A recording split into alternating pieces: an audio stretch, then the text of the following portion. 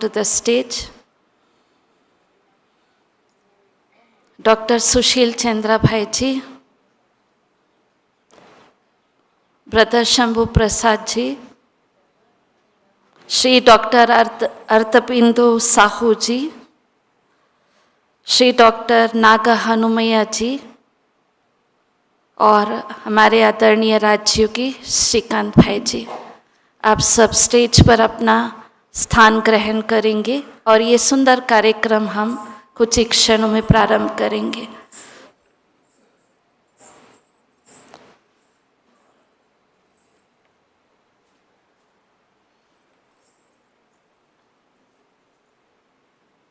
आप सबका तालियों से बहुत बहुत बहुत अभिवादन और स्वागत है। Welcome to you sir, welcome to you.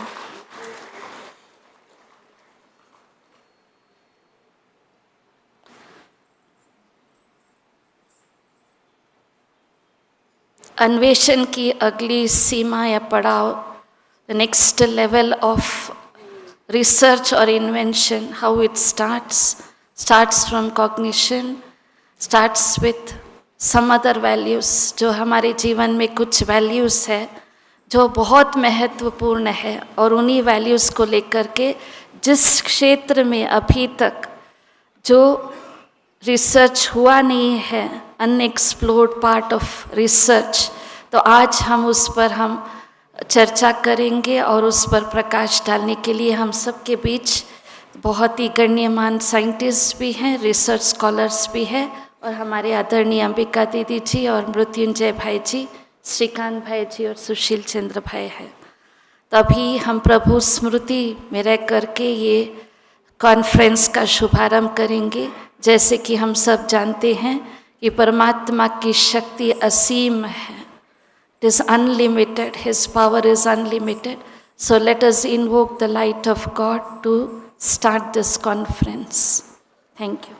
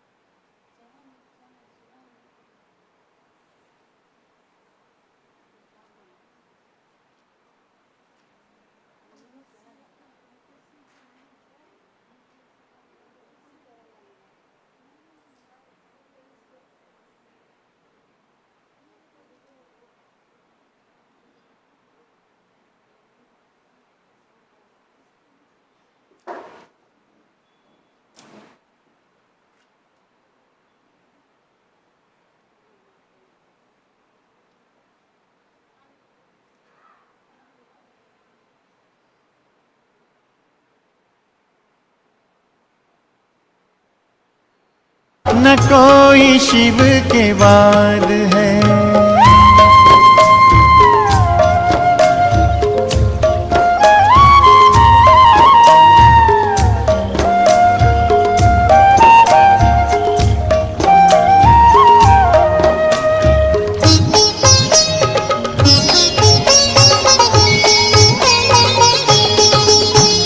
अपने ब्रह्मा बाबा पूर्ण सत्य ज्ञानी, शिव में मग्न रहे के बोले शिव की वाणी, सार गर्भिता ये वाणी कल्याणी, सुन के इसे मानव से देव बने प्राणी।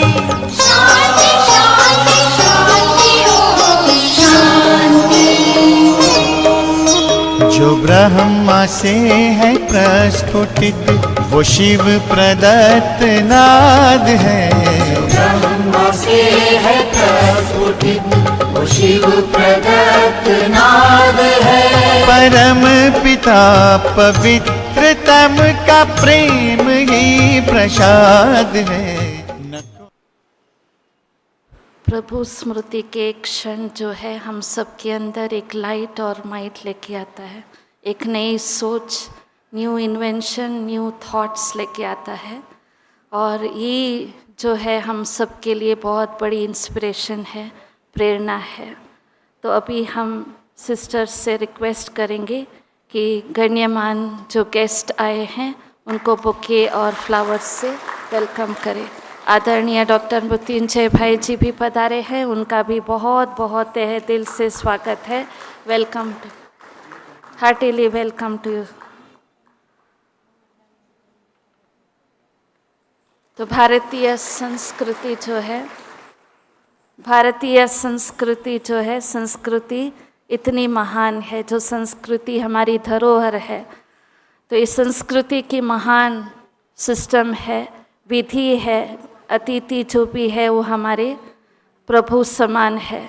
तो उनका भी हम वाइब्रेशन से, संकल्पों से, तो फूलों से, बुके से, तिलक से हम स्वागत करते हैं और स्वागत करते हैं।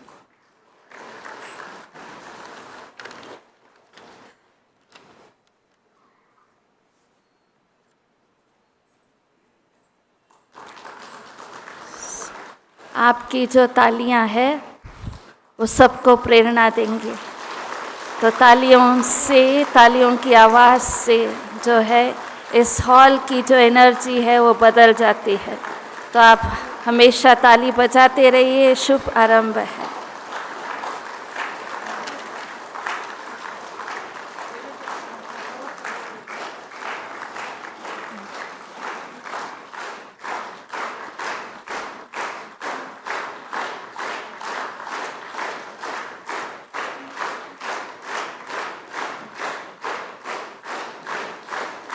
शब्दों द्वारा, फूलों द्वारा, बुकेस, तिलक द्वारा तो स्वागत हो गया है, लेकिन ये बहुत ही सुंदर भारतीय परंपरा है जो हम भारत में देखते हैं और भारत की ही एक कला है।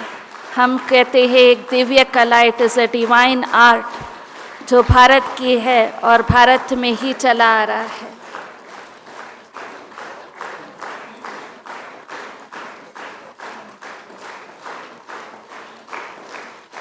तो अभी हम आपसे निवेदन करते हैं शांत हो जाए। तो हम सबके बीच अभी सिस्टर करिश्मा है, नृत्य शैली में माहिर हैं। नृत्य शरीर की लयबद्ध गतिविधियों के माध्यम से भावनाओं, संस्कृति को व्यक्त करने की एक बहुत सुंदर दिव्य कला है। नृत्य शरीर की भाषा है जो भावना और विचारों को अभिव्यक्त करती है। It is an expression in the form of dance. So welcome through the form of dance. Now I invite Sister Karishma, who started dance from year 14. She is Orisi dance artist, Guru Kelicharan Gharana, graded artist of Doordarshan, founder of Kadambari School of Odissi Dance, performed extensively in India and abroad. So now I invite Sister Karishma to perform the dance. Welcome dance, Sister Karishma.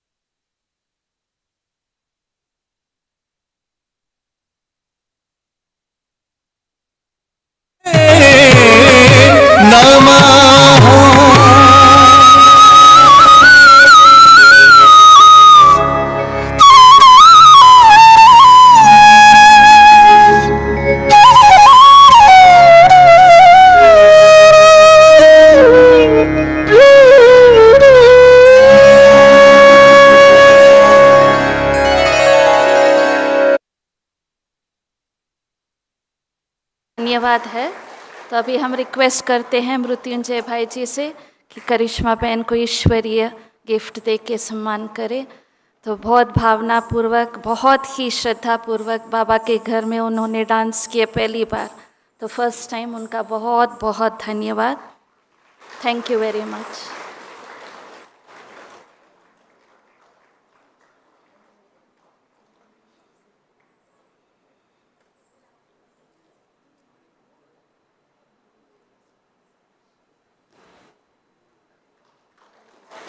Thank you.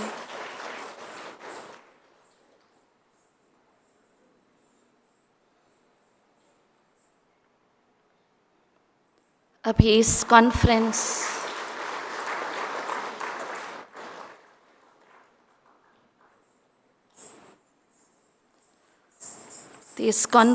की गतिविधि और इस conference के बारे में हम सबको बहुत ही विस्तार पूर्वक समझाने डॉक्टर सुशील चंद्र भाई जी हैं, जो 20 साल से ज़्यादा राजयोग का अभ्यास कर रहे हैं।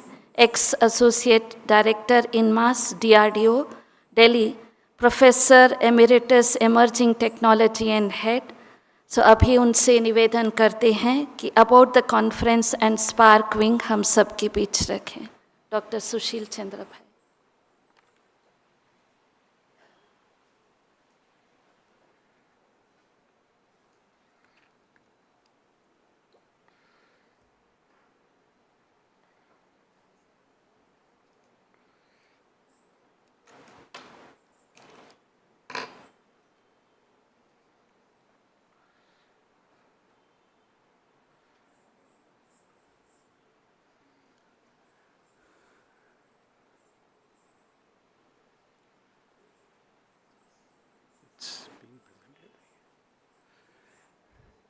Good morning, Om Shanti.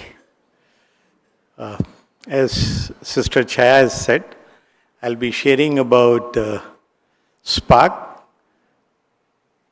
about the conference, and in case sharing about the Spark, I'll be sharing what are the kinds of collaborations with multiple institutions, whatever the research is that has taken place. तो हम लोग थोड़ा सा एक journey करेंगे spark के बारे में, कॉन्फ्रेंस के बारे में, और जो स्पार्क के अंदर हमारी बहुत सारी रिसर्चेज हुई हैं उसके बारे में। ये that's a research wing of Brahma Kumaris. That means जो भी हमारी सेवाएं 20 विंग के द्वारा for all the sectors, whether it is medical, scientist, administrator, sports, तो जितनी भी हमारी सेवाएं होती हैं उसका स्पिरिचुअलिटी को लेकर उस पर किस तरीके से इम्पैक्ट न केवल द पर्सन हिमसेल्फ और रादर बिकॉज ऑफ हिम और her on the society as a whole. So that is what is the collaboration work which Spark has been doing. जैसा मैंने कहा collaborations, तो नेशनल collaborations मैं केवल आधा मिनट की जर्नी पहले, because I was part of DRDO for a very long period. तो DRDO में ब्रह्मा कुमारीज का बहुत पुराना एसोसिएशन है. डॉक्टर कलाम जब हमारे DG हुआ करते थे उस समय के टाइम से coronary artery disease mount Abu के साथ में मिलकर एक प्रोजेक्ट शुरुआत किया गया था. और उसके बाद में 2010 में उस समय के डॉक्टर VK सारस्वत, दादा and chairman, and then after that बहुत long journey till 2025 and still going on with DRDO. Not only with DRDO, once I am there in Bangalore, निम्हंस के साथ मिलकर, IIC के साथ मिलकर, दिल्ली की इंडियन स्पाइनल इंजरी सेंटर्स के साथ मिलकर, सो मल्टीपल इंस्टीट्यूशंस जो अभी तक जितने मैंने ज़्यादातर, most of them I have told only about research organizations, but other than research organization, even academic organizations also. So with multiple prominent universities, institutions, and even private universities, we have gotten an MOU with them. For example, I was earlier in Rishihood University just before joining Delhi Skill University. So the last collaboration, which I remember correctly, maybe after that also few more collaborations might have happened with Rishihood University. And internationally also, we have got multiple collaborations.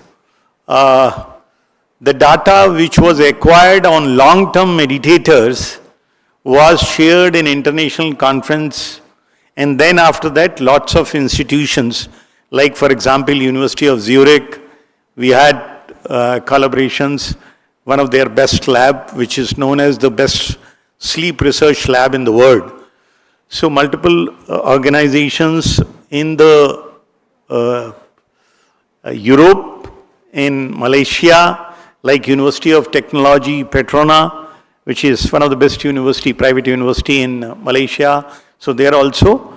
But again, the work has been done in case हम लोग अगर contemplative practices, especially Rajyoga meditation को अगर कर रहे हैं, तो किस तरीके से हमारे न केवल behavioral में, न केवल cognitive में, up to neurological level तक के हमारे कितने अंतर हैं, उन सभी चीज़ों पर कार्य किया गया है.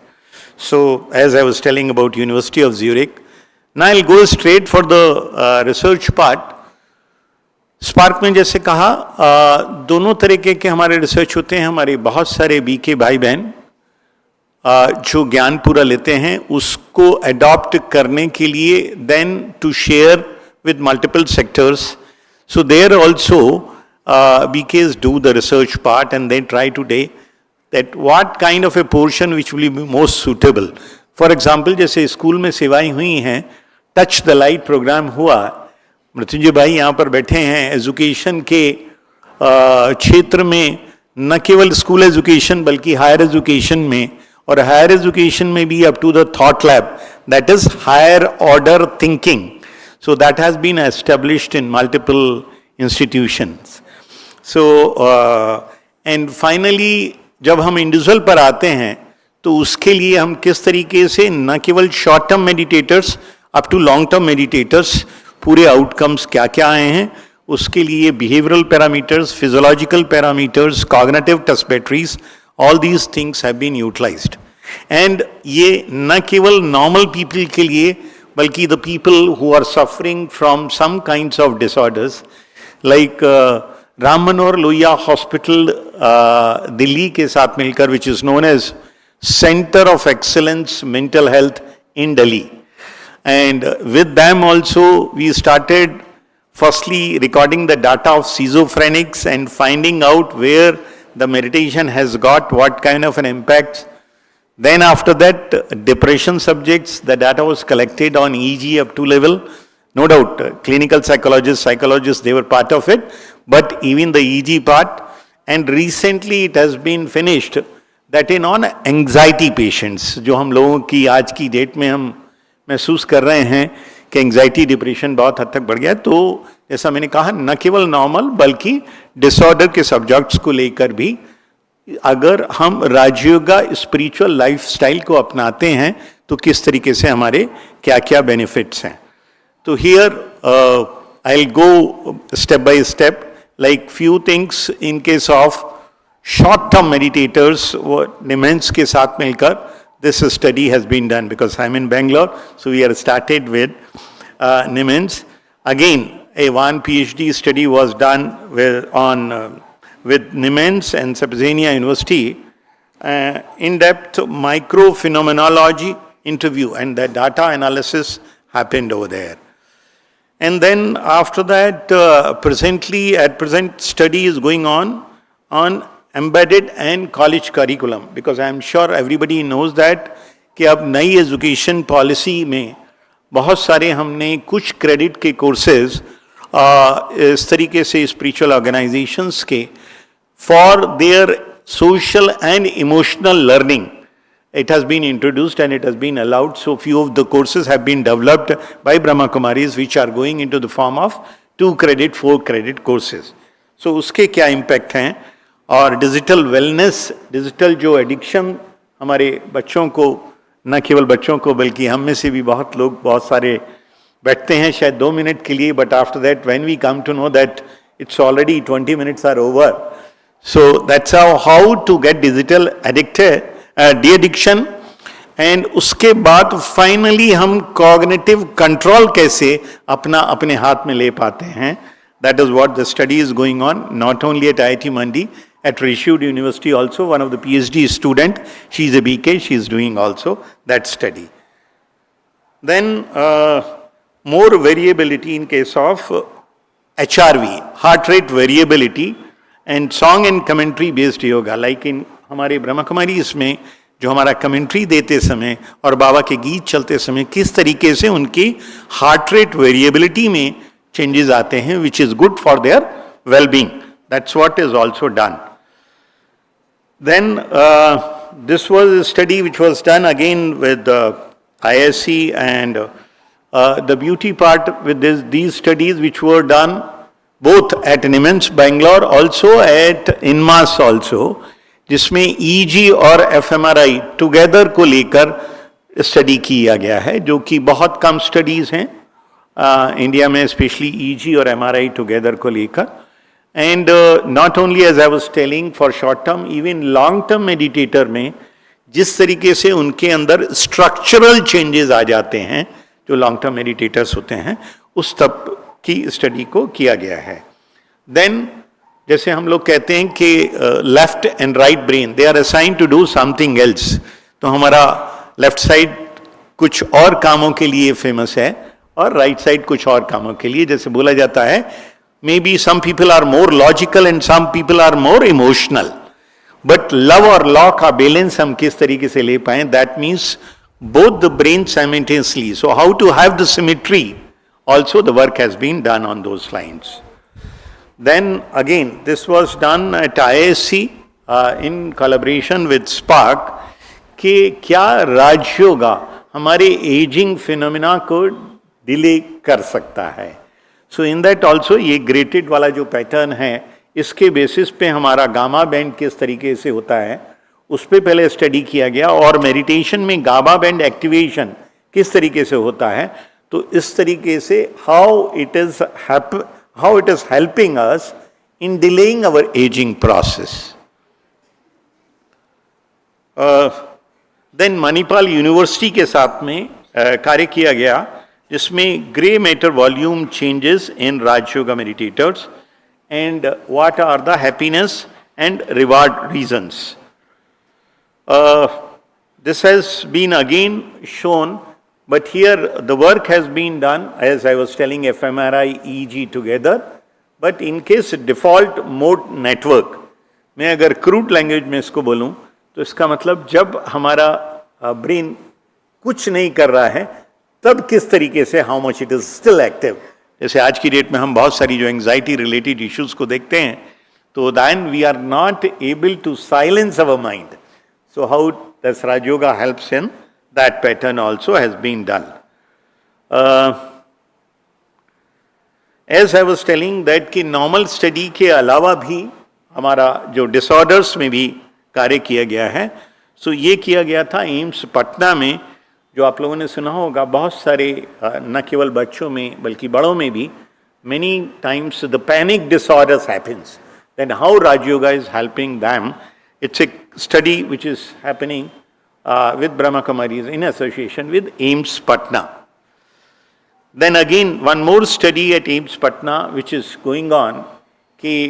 One of the prominent problem in case of a breast cancer, then they feel it once the cancer has happened, people feel it a lot, that traumatic states.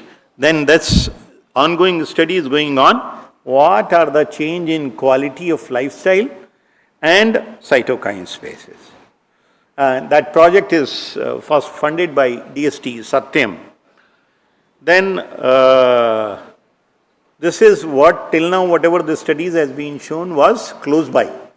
Then in case if somebody is suffering at a long distance, how our हम लोग राजयोगा में इसको साकाश बोलते हैं कि if we are praying for that body, if we are saying that well-being of that soul, then how this helps.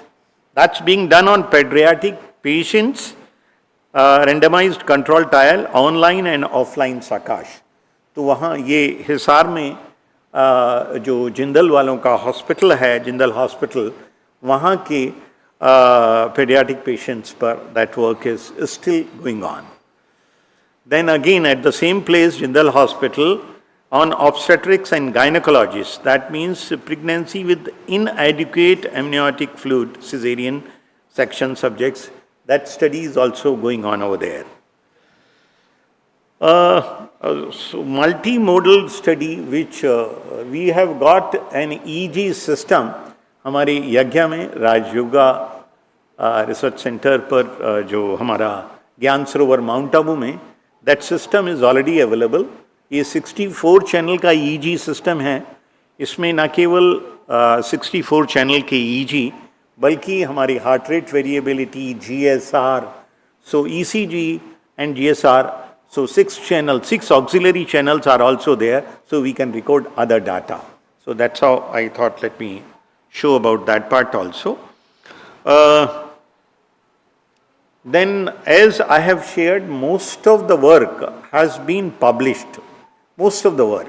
There are few unpublished work also which are going on studies, and they are in different journals with different institutional collaborations. और उन सब का भी जिस institution के collaborations के साथ में किया गया है वहीं पर, क्योंकि आज की डेट में पब्लिश करने के लिए सब हमको एथिकल क्लियरेंसेस वो सब चाहिए, तो वो सब वहीं की एथिकल कमेटी के साथ में, जैसे एम्स के साथ में आईएससी के साथ में, इस तरीके से ये सारे कार्य किए गए हैं एंड वेल पब्लिश्ड वर्क हैं. I am going in fast because publication can be seen. हम लोग अगर उसको डालेंगे तो उसमें पब्लिश्ड रिसर्च वर्क में आ जाएगा. But now I will go for the conference part. ये spirituality in research has been happening since last maybe around 20 years in headquarter, and after that at multiple zones. जैसे अब आप यहाँ पर भी देख रहे हैं कि ये 6 कॉन्फ्रेंस है, तो इस तरीके से मल्टीपल जोन्स पर भी, दिल्ली जोन में अभी 1 महीना पहले, 1 month before only, there was a good dialogue in which prominent director generals, vice chancellors, dean, professors, they were all present, and there was an interaction how we can take into an educational system to benefit our higher education system. Because luckily इस समय की government भी Indian knowledge system की सहायता से बहुत सारे centre उस तरीके से एस्टेब्लिश कर रही है जिससे आने वाली हमारी future generation should adopt these kinds of practices so that not only their academic performance is good, rather their social and emotional performance is also equally or rather good.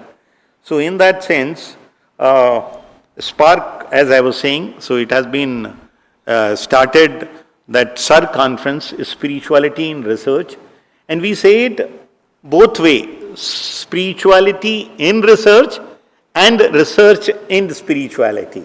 So that means wherever, in whichever field we are, suppose somebody is a physicist, somebody is a doctor, somebody is an economist, in whichever field he is doing the research, once he or she adopts the spirituality, then उनकी research में किस तरीके से होलिस्टिसिज्म आ जाता है और किस तरीके से हम बेहतर कार्य कर सकते हैं. एंड एज वेल एज हम लोग अगर स्पिरिचुअलिटी को अडॉप्ट करते हैं तो हमारे ऊपर किस टाइप के इम्पैक्ट या सोसाइटी के ऊपर किस टाइप के इम्पैक्ट आते हैं. And it is being done in association with multiple various retreat center, क्योंकि हमारा जैसे ये एक retreat center है बैंगलोर में, इस तरीके से दिल्ली में and different parts of not only country, even internationally, because a few months back, me, Shrikant Bhai, we were there in Malaysia, and Malaysia also we have got a retreat center where lots of Asian and other countries people do come. So we try to do that study also in collaboration. As I was trying to quote about University of Technology Petronas, that means Brahma Kumaris in Malaysia and University of Technology Petronas, Malaysia. And India, Brahma Kumaris Center from India, and that time MET Noida was involved for that kind of a study. So that's how these collaborations work are also going on. And we have set up multiple specific interest groups also. So as I said, in the field of education, in the field of medicine, psychology, disaster management, natural sciences, so there are special interest groups in which people who are from BKs and as well as experts from outside are also contributing to help these researches. This is the last SIR conference, as I was telling you. This was 19th conference which took place in Mount Abu in September over there. There are few pictures of some prominent people. Not everybody can come, but because I remember Dr. Mashelkar, I know about Murli Manohar Joshi. There, I'm sorry that Dr. Kalam's picture is also not there. He was also part of all these things. So multiple, Dr. Kalam is also there, sorry. And so the multiple prominent people, including Director Generals from DRDO, both Director Generals are also here, one from HR and one from Life Sciences. So multiple DRDO labs, that's why have been involved in these kinds of studies also. As this Chaiban has already told about the topic name also, it's quite an interesting topic, 3 C's, consciousness, cognition and compassion. So this is the present conference, and lots of good speakers are there, will be sharing their idea, but mainly consciousness for direction, cognition for understanding, and compassion for humanity. So our main key objectives are connecting neuroscience and positive psychology with spirituality. I'm sure many of you must be already aware, in developed world, even in India now, positive psychology is a subject which is taught in case of academics itself. But how to practice itself, we can make it as a lifestyle part which will help us not only being a mental well-being better, rather even wherever, in whichever scenario, whether we want to improve our academic performance or a corporate performance, it will definitely impact on a positive side. So that is the impact, and anything and everything can be done once we have our inner strength. So about inner journey, which is explained in Raj Yoga practice, and many times nowadays we are facing that lots of our young generation also having a challenge related to burnout. So how to handle that situation, how always we should try to innovate the things, and in which we can do the conscious innovation part. Finally, meditation helps in our well-being. Thank you. Om Shanti.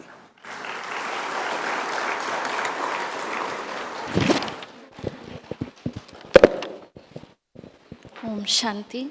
सुशील भाई का बहुत बहुत धन्यवाद, thank you. बहुत विस्तार पूर्वक उन्होंने spark और इस कॉन्फ्रेंस के बारे में बताया है।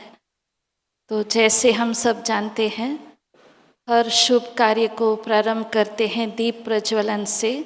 तो दीप प्रज्वलन का अत्यंत महत्व, वेरी इम्पॉर्टेंट।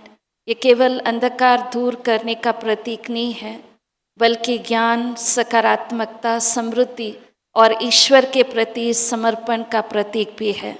एक सकारात्मकता की शुरुआत है। दीपक को ज्ञान का प्रकाश माना जाता है। तो इस शुभ आरंभ को हम अपने एस्टीम गेस्ट जो स्टेज पर बैठे हैं उनसे निवेदन करते हैं कि दीप प्रज्वलन से इस सर कॉन्फ्रेंस का शुभारंभ करें। तो साथ साथ I would also like to request our guest, esteemed guest who are seated down, Dr. Bindu Kuti ji also to join in lighting the lamp. Dr. Aarti ji, please come over.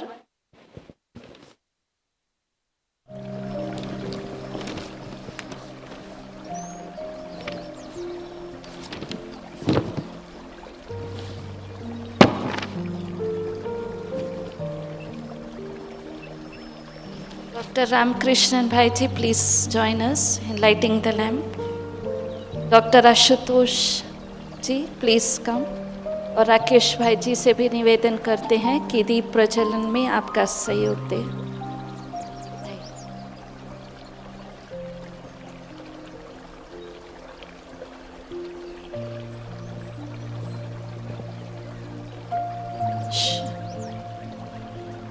Bharti भाई also please join.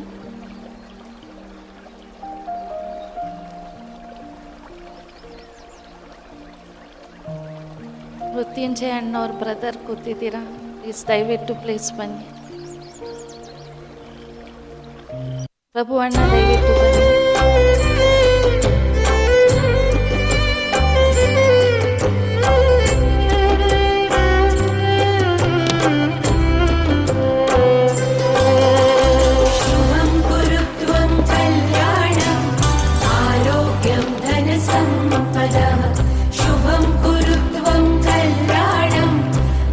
आप सबसे निवेदन है torch light जला करके इस कार्यक्रम में सहयोग दें। आप भी खड़े होकर के please light your torch light, mobile torch light.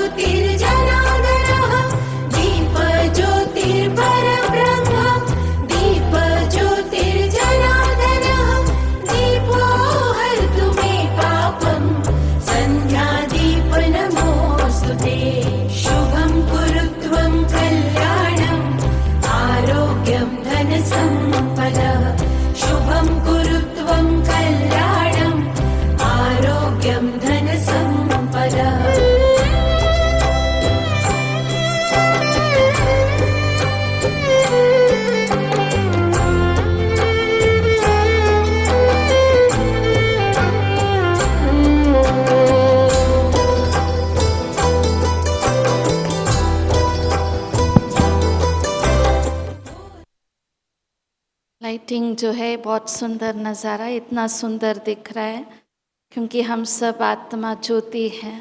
तो जब ज्ञान का प्रकाश हमारे अंदर आ जाते हैं, the wisdom of knowledge when it enters into the soul, it looks so beautiful, it looks so enlightening, very powerful. Thank you very much.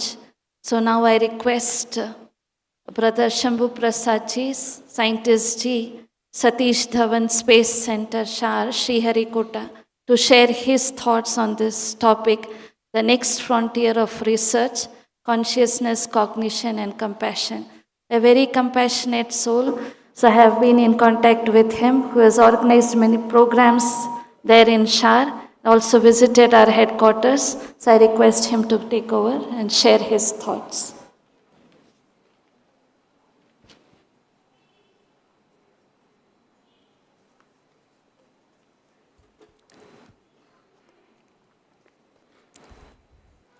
Om Shanti.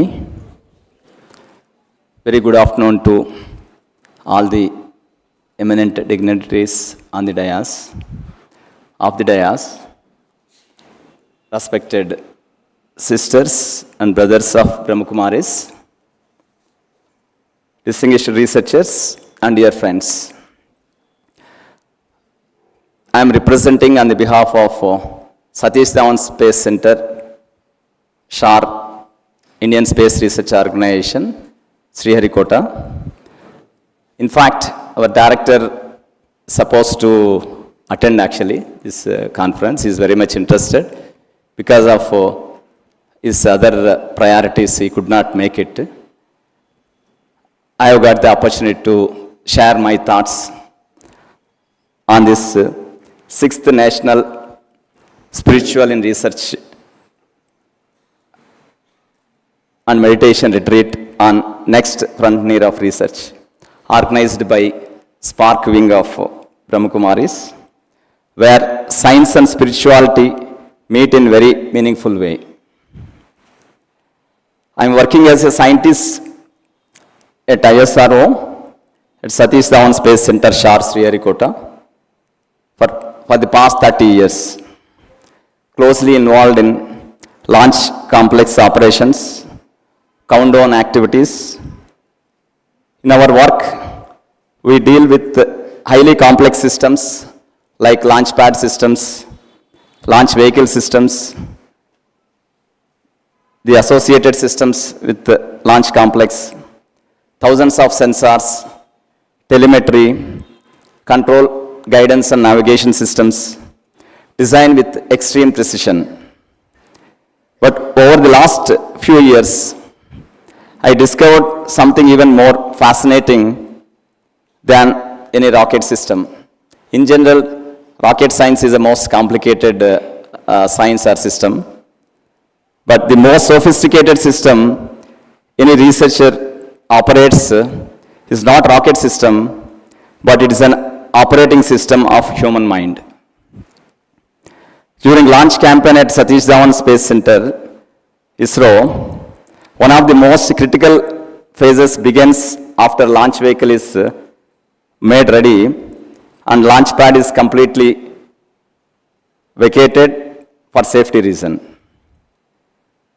Then nearly about 200 tons of hazardous and toxic propellants are filled into the liquid stages during 24 hours countdown period. And these propellants are extremely hazardous and toxic in nature. The entire process has to be executed with absolute precision and utmost safety. All these operations are fully automated and controlled remotely from Launch Control Center, located about 7 kilometers away from the launch pad where the launch vehicle is sitting. Hundreds of parameters are continuously monitored to ensure not even single drop of propellant is lost during the filling process for safety reasons. The most delicate phase is cryogenic propellant filling, which will be loaded into the stage, and the operations we call it as a PLO, pre-launch operations phase, which continues almost until T-1 minute before launch. At that stage, the temperatures are extremely low and systems are highly sensitive, and every decision must be taken with complete clarity. In those moments, the decision making becomes extremely critical. If something abnormal is observed and the decision is not correct, the launch may have to be postponed. And the postponing of launch is not a simple thing. It means many additional hours or sometimes the days of preparation before vehicle will again come back to the launch pad for another attempt.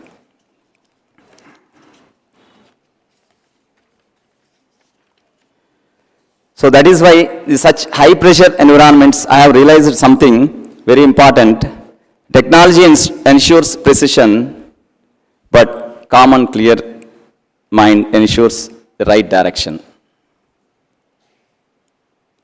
And meditation helped me to develop the inner clarity and stability during such crucial moments. When the countdown reaches in the final minutes before rocket launch, the entire control room becomes intensely focused. Hundreds of scientists are monitoring thousands of parameters in real time. Every second matters. Even small anomaly can delay the mission that has taken years of effort. I remember one such moment during countdown operations. A parameter was not behaving exactly as expected. Inside the control room, everything was silent, but internally there was a lot of tension among all people. Earlier in my career, situations like this would make my mind restless. Thoughts would be rushed quickly. Reactions would be immediate, and sometimes clarity was not perfect. But this time, something was different because of regular meditation practice, my mind was calm. Instead of panic, there was a silence inside. In that silence, the situation became clearer. The right solution emerged naturally, and we resolved the issue within seconds. That day, I realized the best decision-making instrument in any control room is not a computer, it is a calm mind. My personal transformation, I would like to share here through meditation. About 5 years ago, I started practicing meditation regularly. Earlier, I used to do with some on and off. Before that, someone made a mistake in my team or in a family. I would react immediately, sometimes get angry. But meditation slowly started changing my responses. Instead of reacting, I started responding with patience and clarity. Especially during COVID period, my meditation practice became more regular, and gradually my perspective on life began to change. I started experiencing something very interesting: greater clarity in decisions, less tension while handling responsibilities, more positive interactions with colleagues, and surprisingly, more energy for work. Even if I spend 12 hours or more in the office, I still feel the same enthusiasm and energy. Meditation seems to recharge the inner battery of the mind and is the charging station of the human mind. The inner operating system made of values, vision, and vibrations. If you look at the correlate with rocket engineering, structural integrity is very essential. Without it, a rocket cannot withstand the force during the launch. Similarly, for a researcher, values are the structural integrity of the inner system. Values like calmness, respect, patience, and responsibility to stabilize our decisions and our leadership. In fact, I realized something very simple but powerful. Before launching rockets into space, we must learn to stabilize the launch pad of the mind. In critical operations like launch countdown, clarity is everything. Meditation helps to create that clarity. When the mind is calm, decisions become sharper, reactions become wiser, and solutions appear naturally. As Bhagavad Gita beautifully says, Yogasya Kuru Karmani, established inner balance, perform your actions. The ancient wisdom perfectly describes the state required for researchers to act with inner balance and outer precision. Science teaches about signals, waves, and frequencies. But there is a subtle frequency we often overlook, the vibrations of our thoughts. When our thoughts are calm and positive, the environment around us begins to change. In the workplace, when the leader maintains stability and positivity, it changes the environment around us and constantly reminds us about vastness of universe. The science and spirituality working in the space program really do wonders. And meditation reminds us about vastness within ourselves. Science explores outer space, whereas spirituality explores inner space. When both come together, research becomes not just intelligent, but also wise and compassionate. Let me conclude with the moment of launch. See, when the countdown reaches in the final seconds at Satish Dhawan Space Center at Sriharikota, the entire control room becomes completely silent. maybe many people would have experienced in televisions and social media, like T minus 10, 9, 8, 7, and so on, T0. The hundreds of scientists watching thousands of parameters, and then ignition happens at T0. Within seconds, a massive vehicle slowly rises from the earth and begins its journey into the space. Every time I witness that moment, one thought comes to my mind. Rocket rise because of thrust, whereas human beings rise because of values. Just as rocket requires precise guidance system, researchers also needs a clear inner guidance system. The inner system is made of values, vision, and vibrations. Meditation helps align the system. When mind becomes silent, decisions become clear, actions become powerful, and work becomes joyful. And then research is no longer just a profession, it becomes a contribution to humanity. And I sincerely appreciate, on the behalf of Indian Space Research Organization, Satish Dhawan Space Center, the amount of the work carried out by the Spark wing of Brahmakumaris. I gone through when he is telling, and many more things are there. And definitely, each and every researcher, not only researcher, everyone has to do this well-being of themselves as well as the society. So I'm just thinking and telling our sister, very soon we would like to have a SIR conference in Shar Sriharikota with the approval of our director and chairman. Because it really helps the research community a lot for progressing into further heights of Indian space program. On this occasion, I thank on the behalf of entire ISRO community and Satish Dhawan Space Center, especially the Spark wing of Brahmakumaris, for giving this opportunity. Thank you. Om Shanti.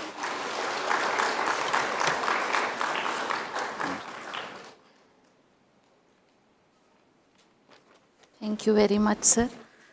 So it was a beautiful combination of science and spirituality, how the thought frequency matches with whatever you're doing outside.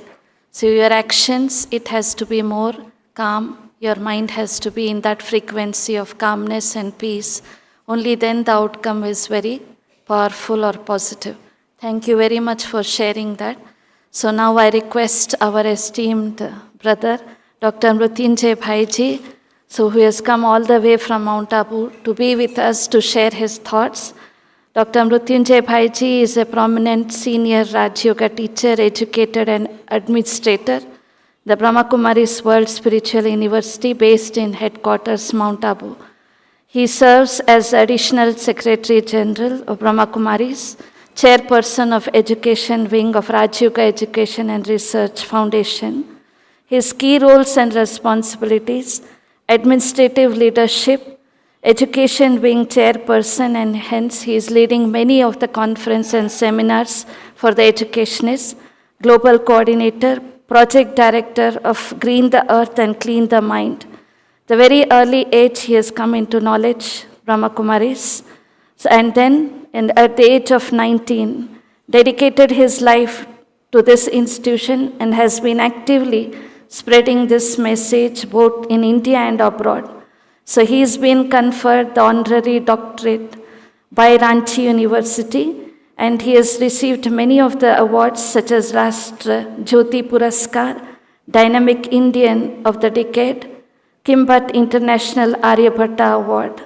And now I request Dr. Mrutyunjay Bhaiji to share his thoughts on this topic. Thank you very much.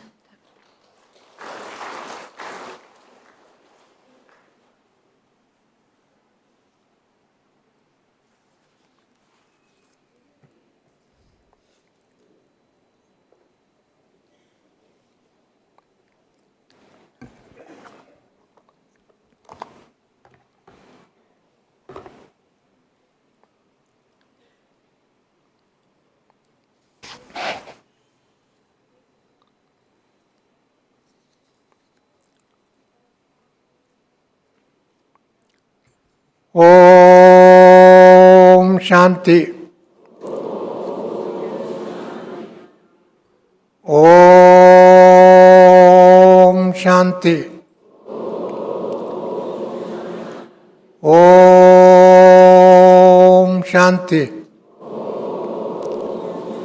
Let us all together invite the Supreme Scientist, Supreme Father, Supreme Teacher, Supreme Preceptor to bless this august assembly of scientists, engineers, so on and so forth, and also to bless this planet with his power of light, might and bliss through silence. आप silence में बैठ करके परमात्मा को, इस सृष्टिकर्ता को, विज्ञानी को, परम विज्ञानी को हम आवाहन करेंगे। उसके माध्यम द्वारा हम सबका ब्लेसिंग इन्वोक करेंगे 1 मिनट साइलेंस में।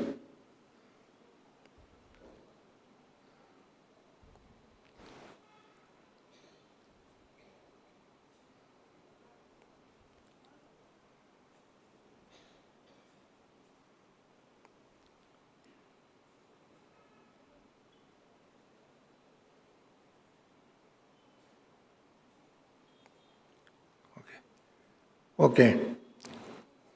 Most respected Sister Ambika Benji for having invited me to participate in this very significant program, conference, and other distinguished guests on the dais, scientists, researchers, academicians, and scholars, and my most loving and respected brothers, Brahma Kumari brothers and sisters of this city and also from different parts of the India.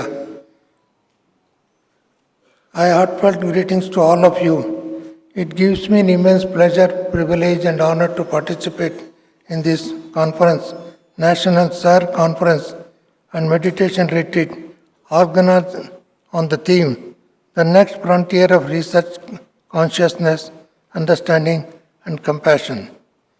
Keeping in mind the needs of the present times, this theme has been chosen to reflect the direction in which research and human development must move forward. किसी ने एक बार प्रश्न पूछा, sir, is it this world moving forward? हमारा जैसा व्यक्ति ने कहा, neither moving forward or backward, but moving awkward. The most important conference has been jointly organized by the Spiritual Applications Research Center, SPARC, wing of the Rajoga Education Research Foundation, and the Brahma Kumaris organization. The objective of gathering is to bring science and spirituality together on one platform and explore the deeper dimension of human consciousness. मुझे इस दुनिया को देखता हूँ, what is missing in our society. The first of all, spirituality is missing in our life. Spirituality is missing in our culture. Spirituality is missing in all direction of our society. So that is why this world is not moving forward or backward, it is awkward. So that is what we are seeing today in the world. So therefore, I would like to express my sincere gratitude to all the distinguished guests, scientists, research professors, and experts from various fields who have joined us here today. Your presence adds great value and significance to this conference. Today, science and technology are progressing at all extraordinary pace. We are witnessing remarkable advancements in many fields. However, at the same time, the world is facing several serious challenges, increasing mental stress, social unrest, erosion of values, and growing complexities in human relationships. These challenges lead us to reflect on an important question. What should be the next step in the evolution of human development? The theme of this conference attempts to answer these questions. Consciousness, understanding, and compassion. Consciousness gives us a self-awareness and direction. Understanding expands our thinking and perception. Compassion enriches us with human values. When these three elements come together, science does not remain merely a tool of technology. It becomes a powerful instrument for the welfare of humanity. For many decades, the Brahma Kumaris organization has been creating awareness about the human mind, consciousness, and value-based living through the practice of Rajayoga meditation.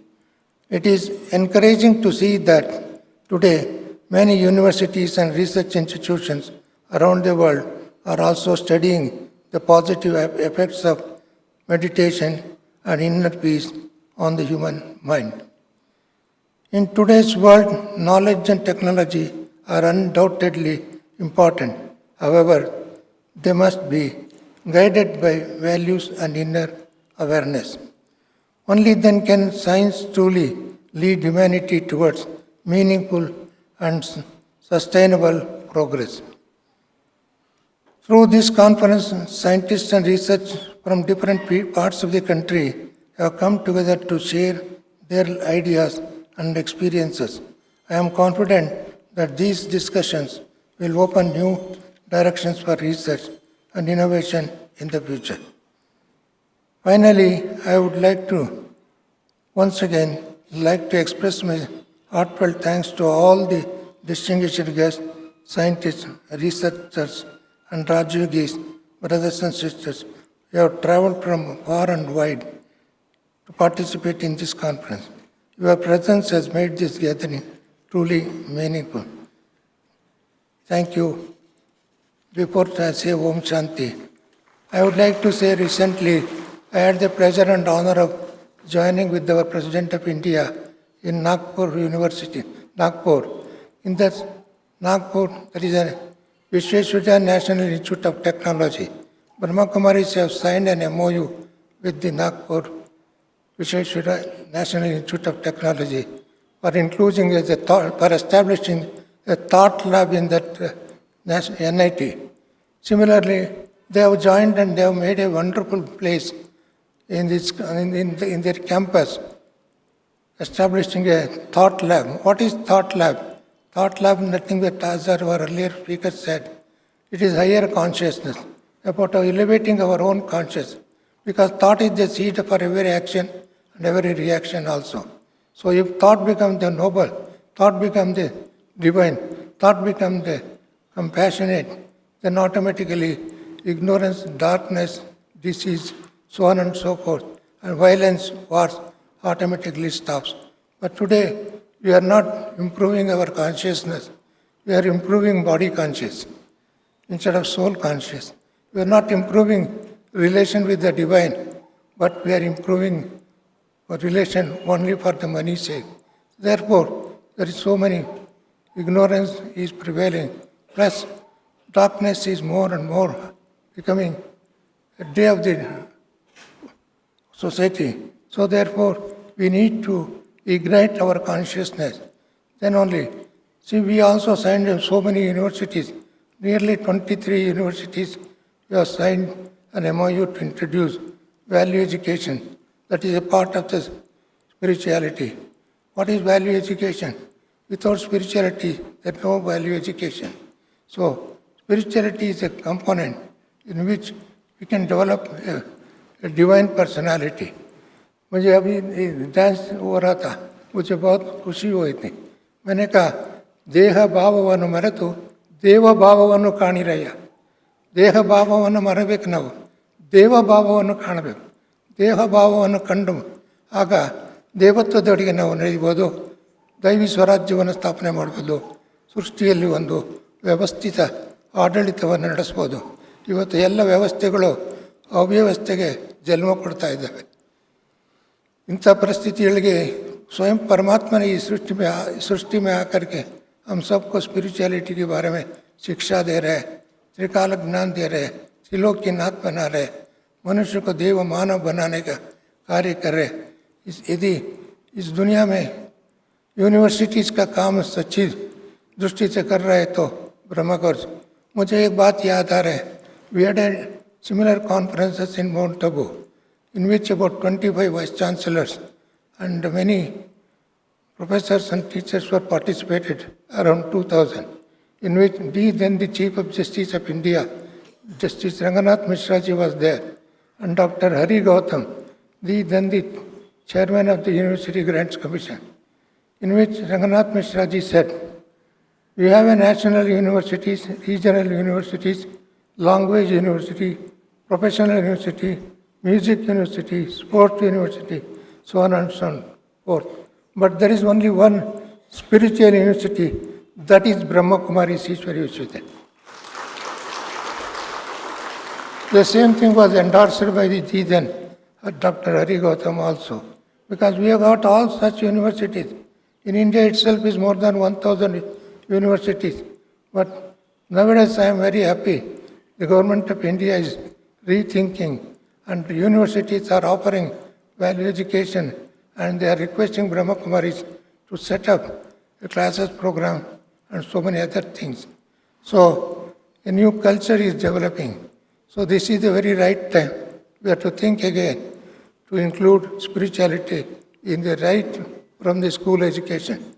Recently, the Punjab government has requested the Brahma Kumaris to make a syllabus for the children, and we are working, and we have already made some syllabus. Hopefully, in the next academic year, we are going to introduce moral education, spiritual education, and positive thinking, right from the childhood itself, right from the school education. That will make a new culture, new understanding, and ultimately helps in making a better society. With this, I once again thank you all the participants and the organizers. Om Shanti, Om Shanti, Om Shanti. Thank you.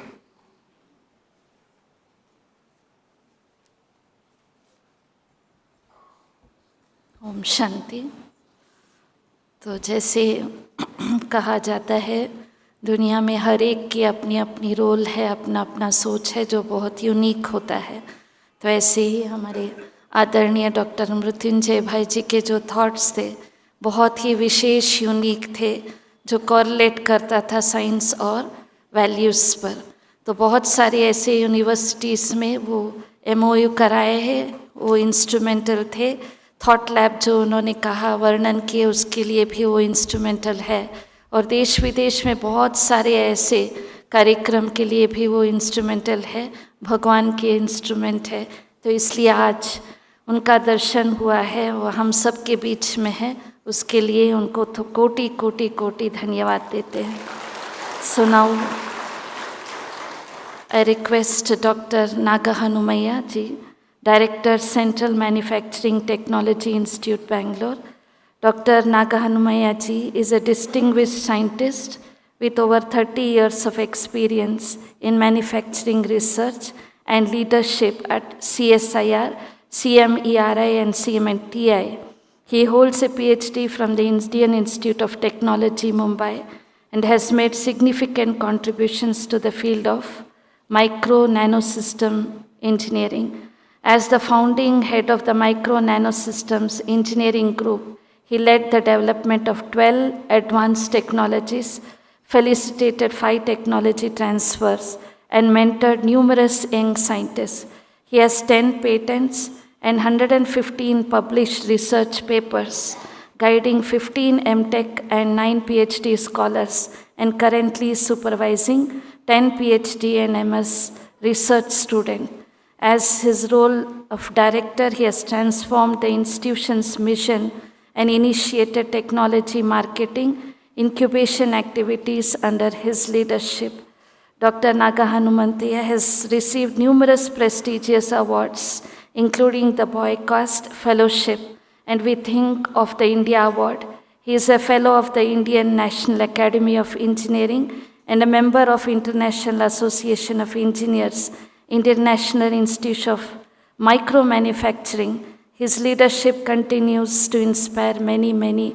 So we have him with us today. It is our fortune. So now I invite him to share his thoughts on today's topic.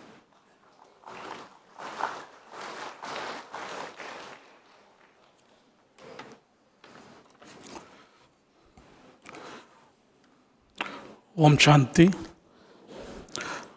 ಎಲ್ಲರಿಗೂ ನಮಸ್ಕಾರ.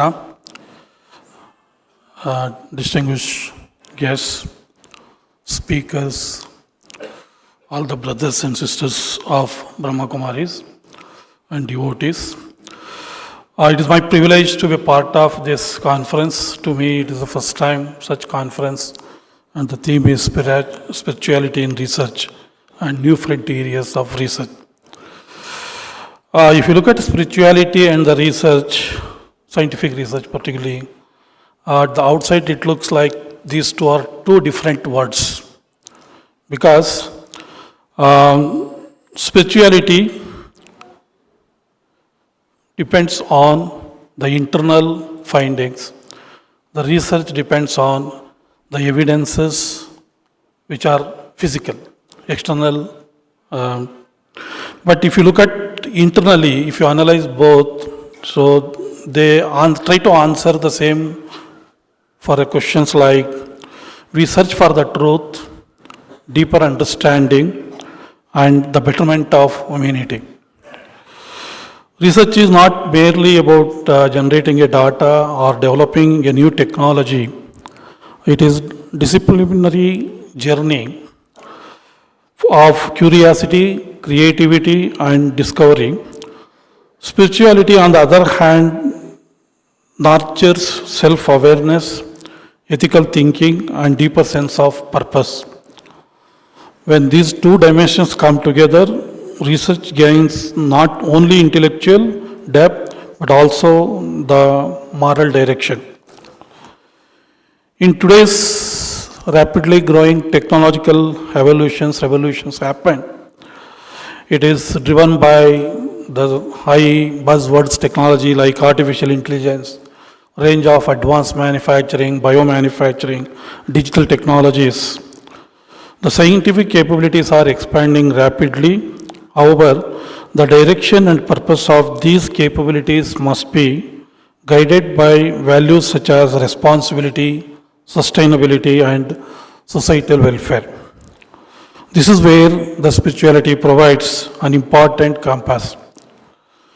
Spirituality encourages us to ask the three important questions. One is, why are we doing this research? How will it benefit to the society? How can it contribute to sustainable and inclusive development of humankind? It also helps researchers to cultivate qualities essential for innovation. That's all. Be focused, be patient, humility, and resilience. Research often involves uncertainty and repeated failures, and a balanced and reflective mindset helps us to navigate this journey more effectively. In the context of India, India is a knowledge and traditional knowledge driven. Science and spirituality have never been seen as opposing forces. We look science and spirituality are same or two brothers. Knowledge has always been viewed as a means to serve society and create harmony with the nature. As India advances in science and technology, it is important that our research ecosystem continues to uphold these two. For youngsters especially, the message is technical excellence must go hand in hand with ethical awareness and inner clarity. When innovation is guided by wisdom and responsibility, it leads to progress that is both meaningful and sustainable. There is a study internationally, particularly in the learning. There are different ways to learn, by seeing, by doing. But in the classrooms of 45 minutes to 1 hour, the average focus that's time is 10 to 12 minutes. I'm sure the spirituality learning will help us to enhance this learning time at least by 10%. So I think that is where mostly in all the school started with the prayers. Even my own experience when I was in high school, our teacher, there was a teacher, his name was Chandraya. Whenever he comes to class, we used to say there are 12 chants. After that only classes started. So those 12 chants only I know, and whenever I get nervous, even today I chant those 12s. That makes me cool myself, right? And the other learning which I don't know, somehow I got it, no one taught, but somehow I realized, we all, particularly as I said, research is a lot of uncertainty, particularly those who have done PhD, they are always, remember, 3 years over, nothing to write in a thesis. Right? That is the kind, end of the day, whole day they do experiment, but again, the end of the day, if you look back, it is a big zero. There are a lot of frustrations happens, and we'll always try to compare or try to say that I'm not good or I'm good for nothing. I think the best learning would be, it is there in our two palms. If you look at our two palms and try to list the similarity between two palms and dissimilarity between two palms. If you look at, maybe somebody can write 10, maybe other can write 20, or some more can write more than that. In my case, I write 20 differences between my left palm and right palm. Then the question is, you ask questions, God is created and both palms belongs to me. Why so much differences? Why so much differences between the fingers? Thumb can feel great for something, but the finger, this smallest finger can also feel for something, because without what this can do, this cannot do it, or vice versa. I think what it means is, God has created for all of us for the purpose. If we can able to find our purpose very earlier stage, I'm sure we are quite successful, and we will be able to reach to the target for which God has said to us. I think that is what the reality, that is where I think the Brahma Kumari's kind of association helps to realize, make people aware. So thanks to all of you for organizing this conference and inviting me. So what is required is, we should learn how to see the dream. Unless we see the dream, nothing will happen. So if India wanted to become Atmanirbhar, as our Prime Minister emphasized, I think that is a dream. So we need to see the dream, but dream has to be dream by head, dream by hand, dream by heart. I think dream by heart, that is where the spirituality makes difference. I think thanks for all of you for giving this opportunity. Thank you very much. Thank you very much, sir. So now I request our esteemed guest, Dr. Arthabandhu Sahu. Dr. Sahuji, Director of ICR, National Institute of Animal Nutrition and Psychology, Bangalore. So he is from domiciled of Orissa, specialization in animal nutrition, PhD from Indian Veterinary Research Institute, received many fellowship, Government of Australia for postdoctoral research in CERA, so UNISA, Adelaide, research services as scientist in 1993 and served in different places of ICR Central Sheep, Wood Research Institute, ICR National Research on Camel prior to present assignment. Major field of activities, nutrition psychology, environment interaction, feed resources, feeding systems and evaluation, ecology, clinical nutrition, dieting. So worked with different animal species, targeting nutrition, productive performance and welfare, 500 publications, 440, and received research papers and 25 edited books. So he is internationally acclaimed animal nutritionalist, recognized as a fellow by 4 professional societies, received Lifetime Achievement Award for outstanding contributions in R&D in the field of animal nutrition and welfare, extraordinary leadership in technological advancement by Agriculture Today Group 2023. So now I request Dr. Sahuji to share his thoughts on today's topic.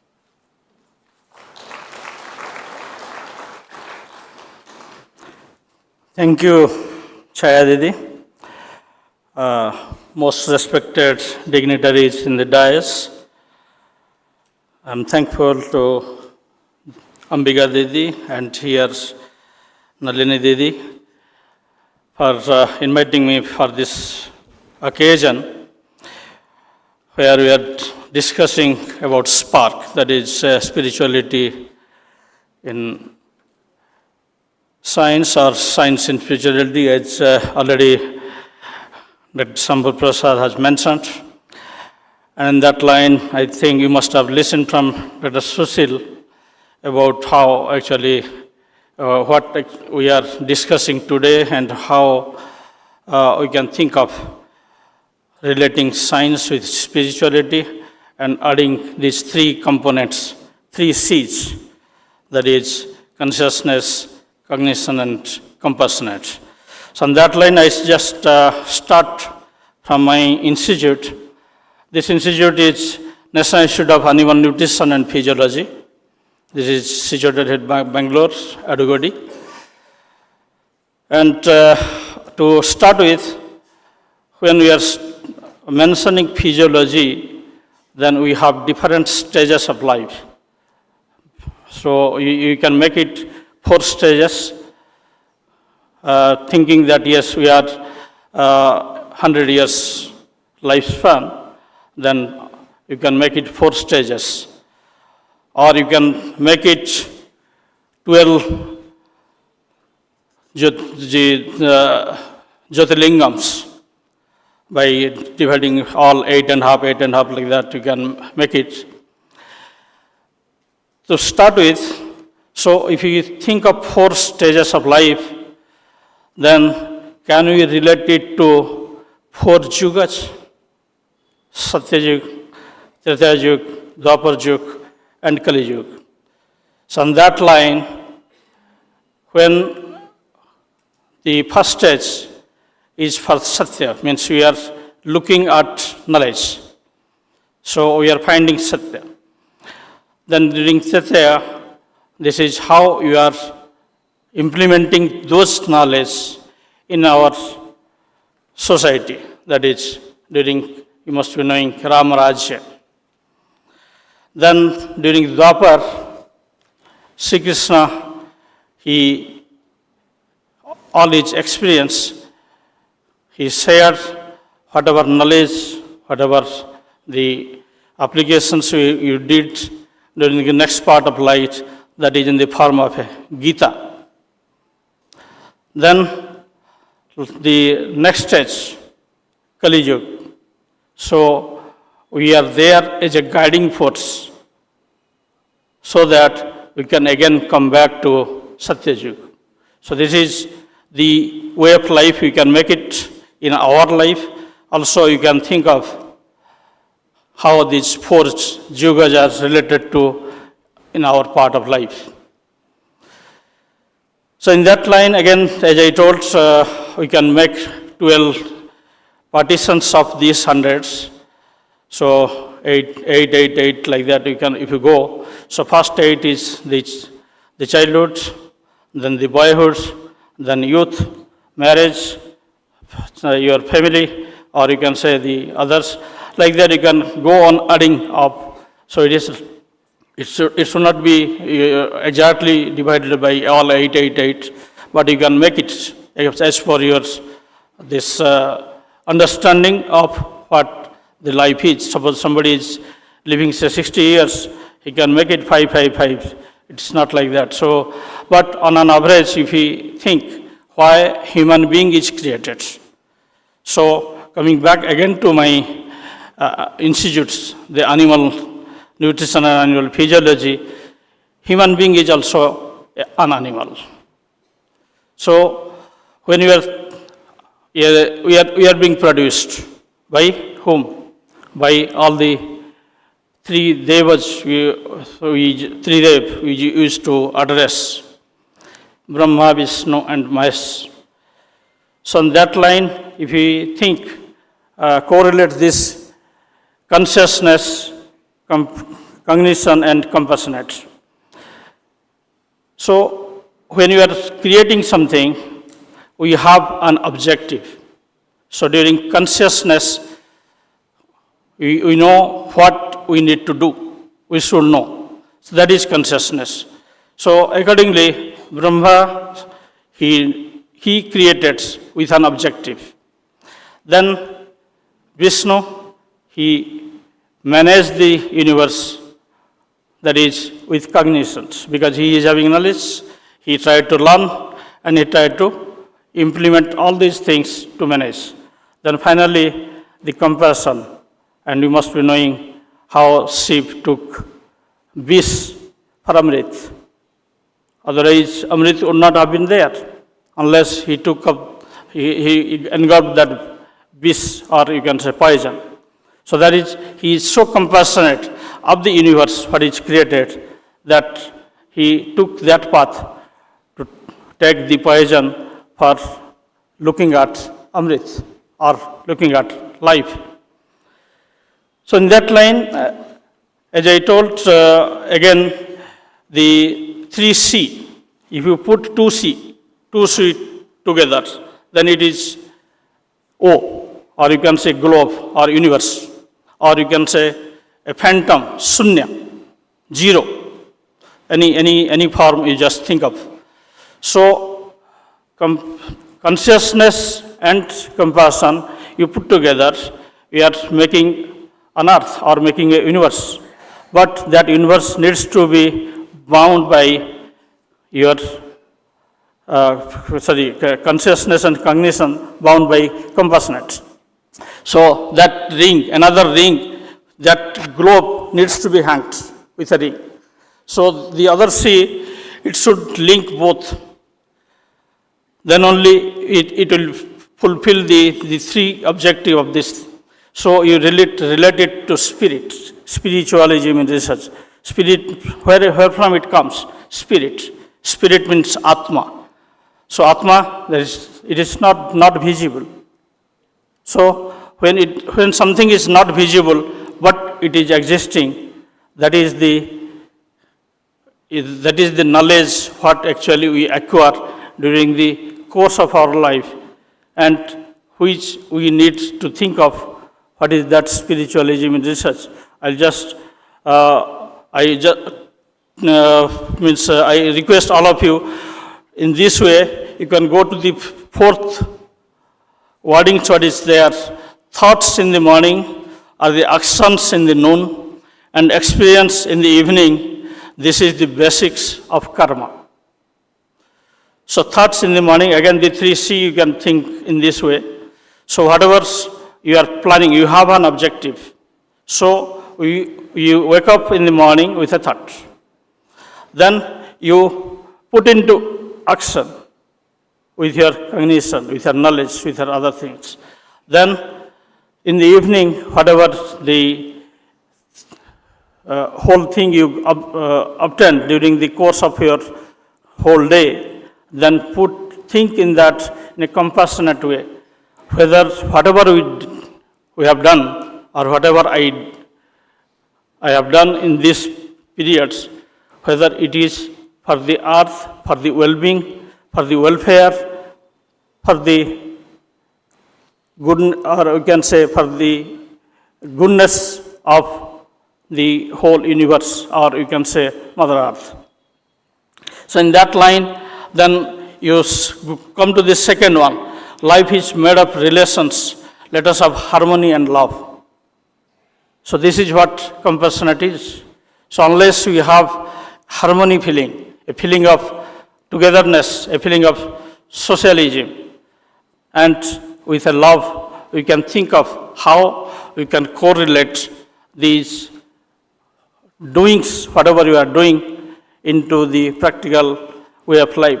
So if you just correlate all those things, then we can take some examples. So what is that objective is?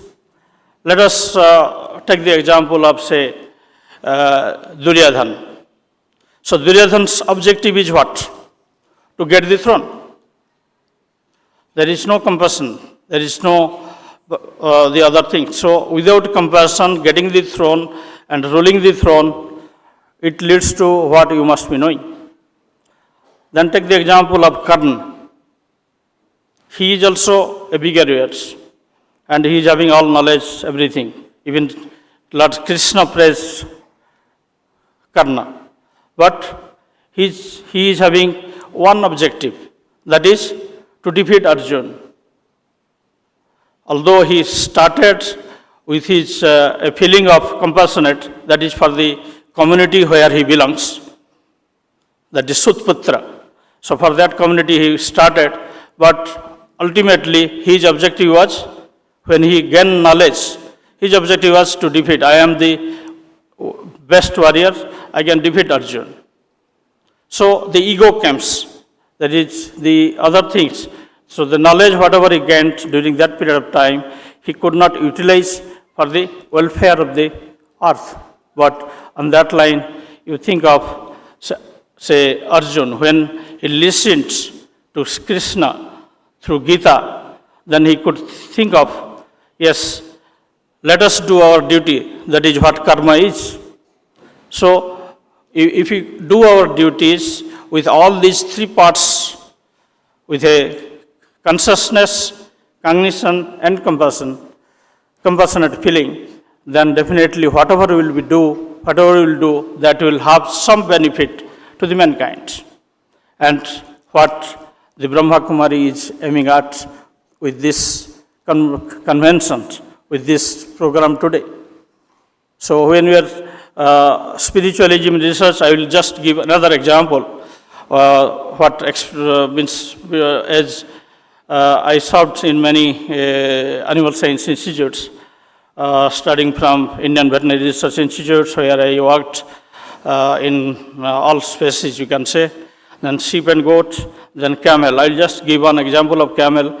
The reason being, you may not believe that cattle and buffalo, they are also in that part of stage. Just giving an example, suppose an animal is friendly, a cow is friendly, you can get its milk. A cow is not friendly, you can get the milk with some binding and other force, but the total amount of milk secretion from the cow will not be there.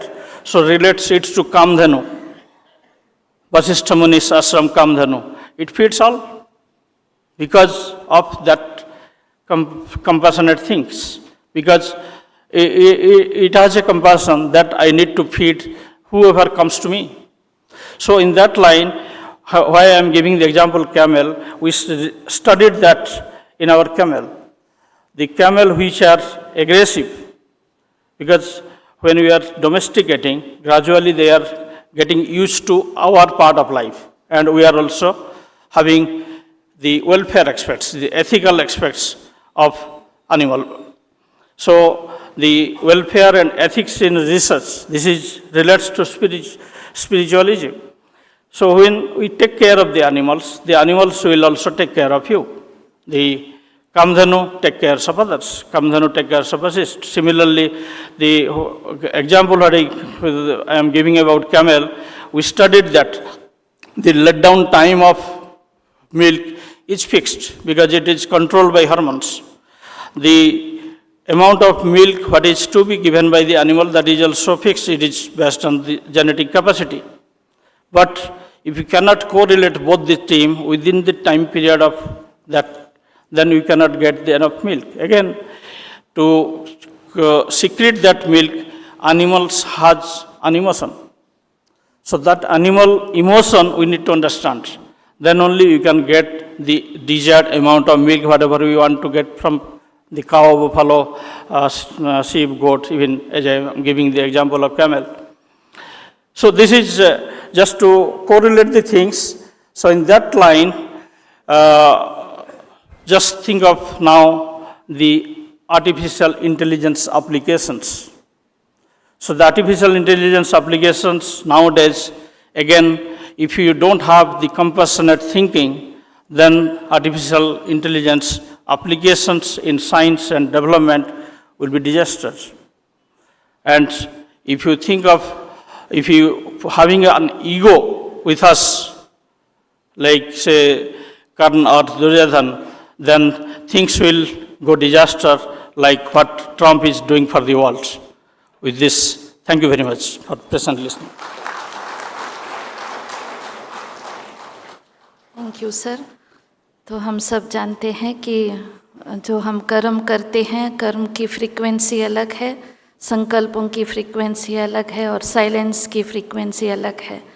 तो silence जो है, हम जो निशब्द दुनिया कहते हैं या साइलेंस मन की कहते हैं, उस साइलेंस की अनुभूति के लिए हम निवेदन करते हैं हमारे आदरणीय अंबिका दीदी जी, जो योग और ज्ञान की बहुत गहन अनुभूति के साथ ये आध्यात्मिक जीवन की यात्रा करते आए हैं। स्पार्क विंग के चेयरपर्सन हैं, वीवीपुरम सब जोन ब्रह्मा कुमारी इसके डायरेक्टर भी हैं और अपने समर्पित जीवन से अनेकों की रोशनी या आत्म जागृति किए हैं इस ज्ञान और योग से। अभी हम निवेदन करते हैं आदरणीय दीदी जी से हमें उस जर्नी पे ले जाएं।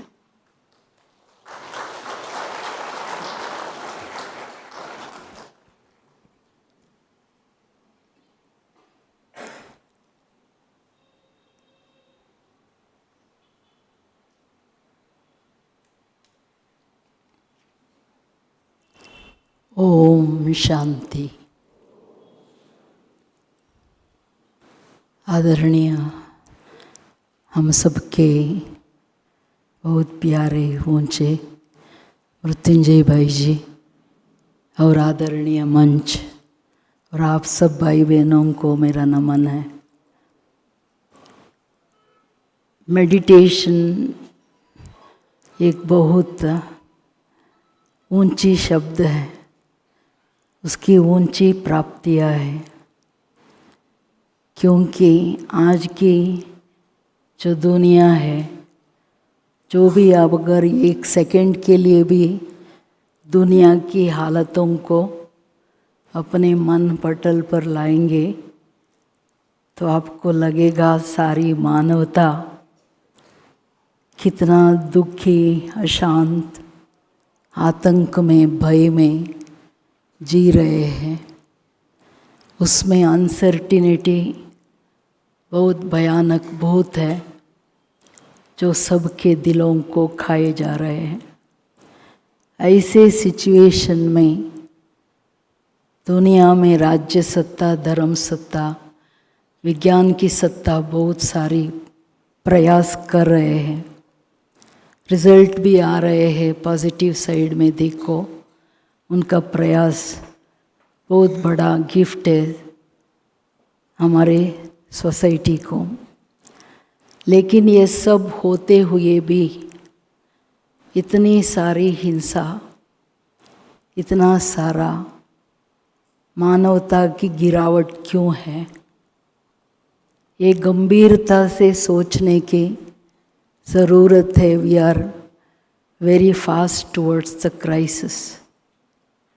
जो भी इन्वेंशंस है, थोड़ा उनके अलावा बाकी सब उस दिशा से ही लेके जा रहे हैं।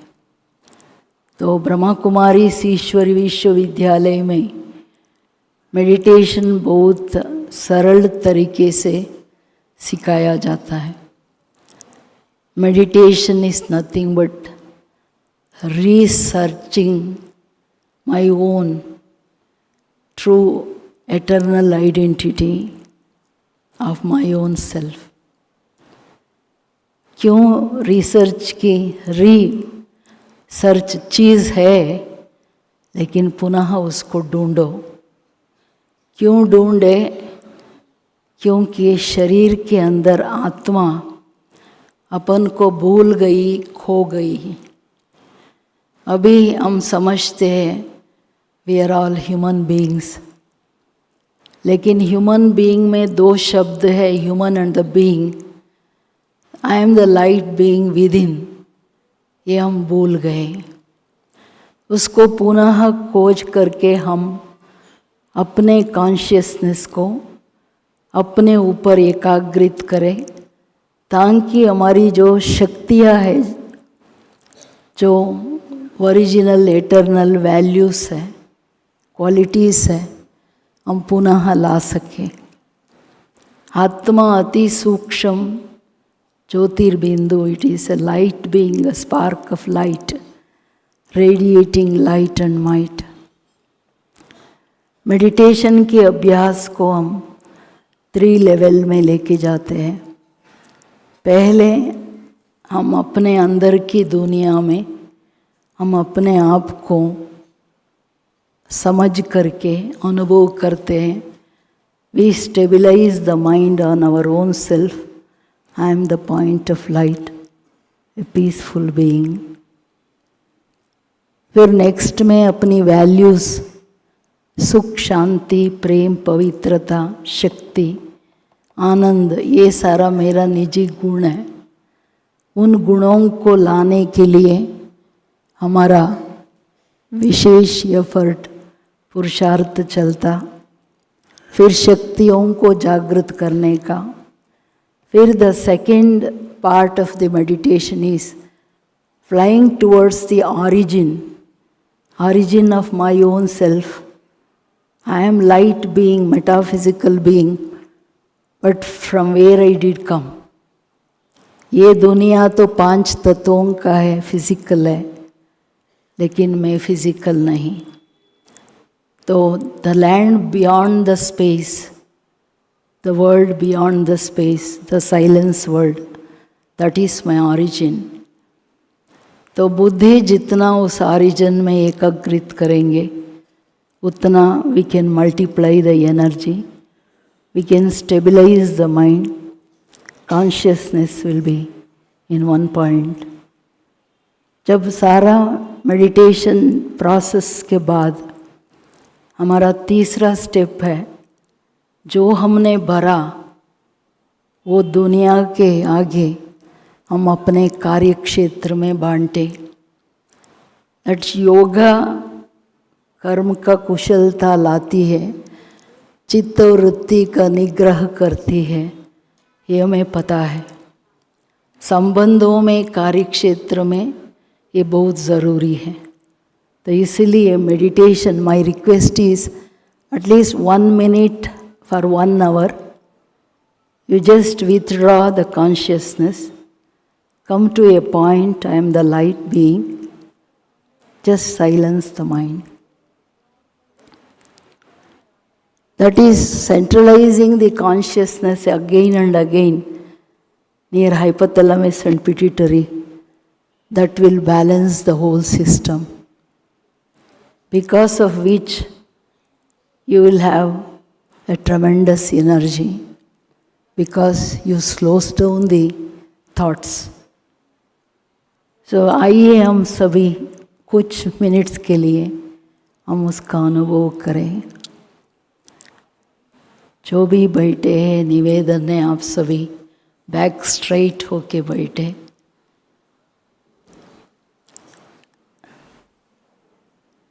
मन बहुत प्रशांत है।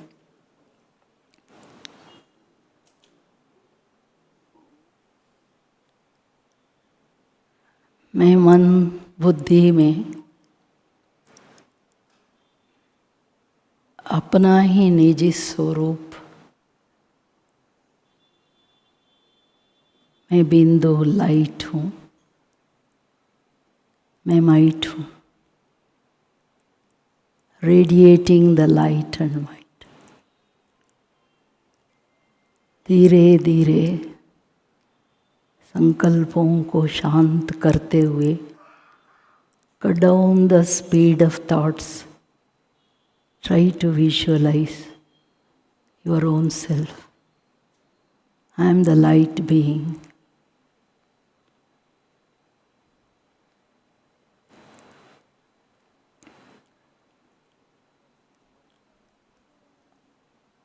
मेरा अनादि गुण सुख, शांति, प्रेम, पवित्रता, आनंद और ज्ञान, सारी शक्तियाँ, ये मेरा निजी स्वरूप है, गुणों का स्वरूप हूँ। शक्तियों का स्वरूप हूँ।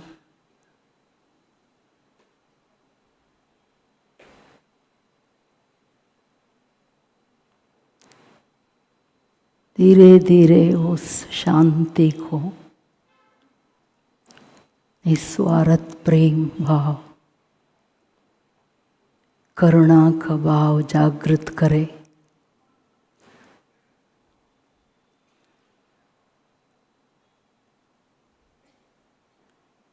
धीरे धीरे fly beyond the Cosmos,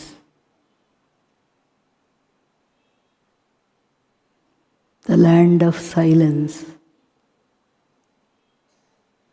where I am lost in the silence, totally a silence.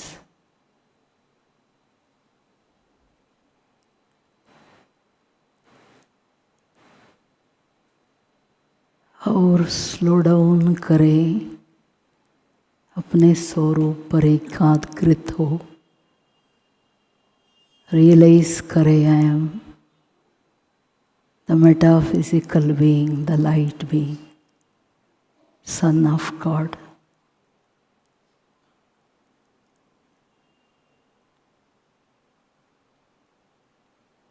The bright light, the supreme light in front of me, showering all the light and might.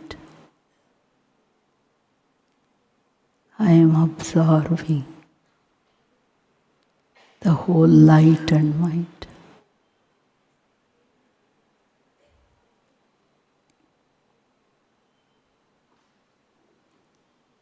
Om Shanti, thank you.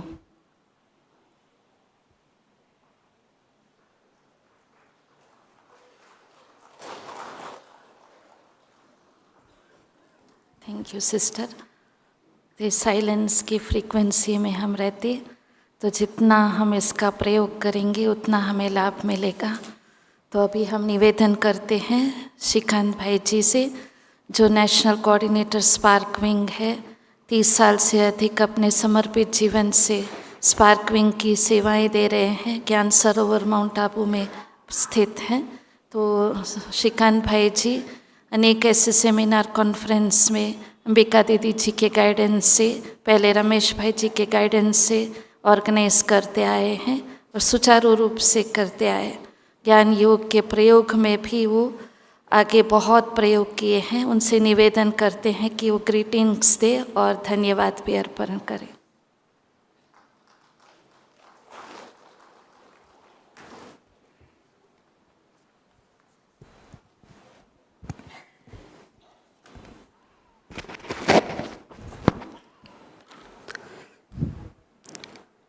Om Shanti.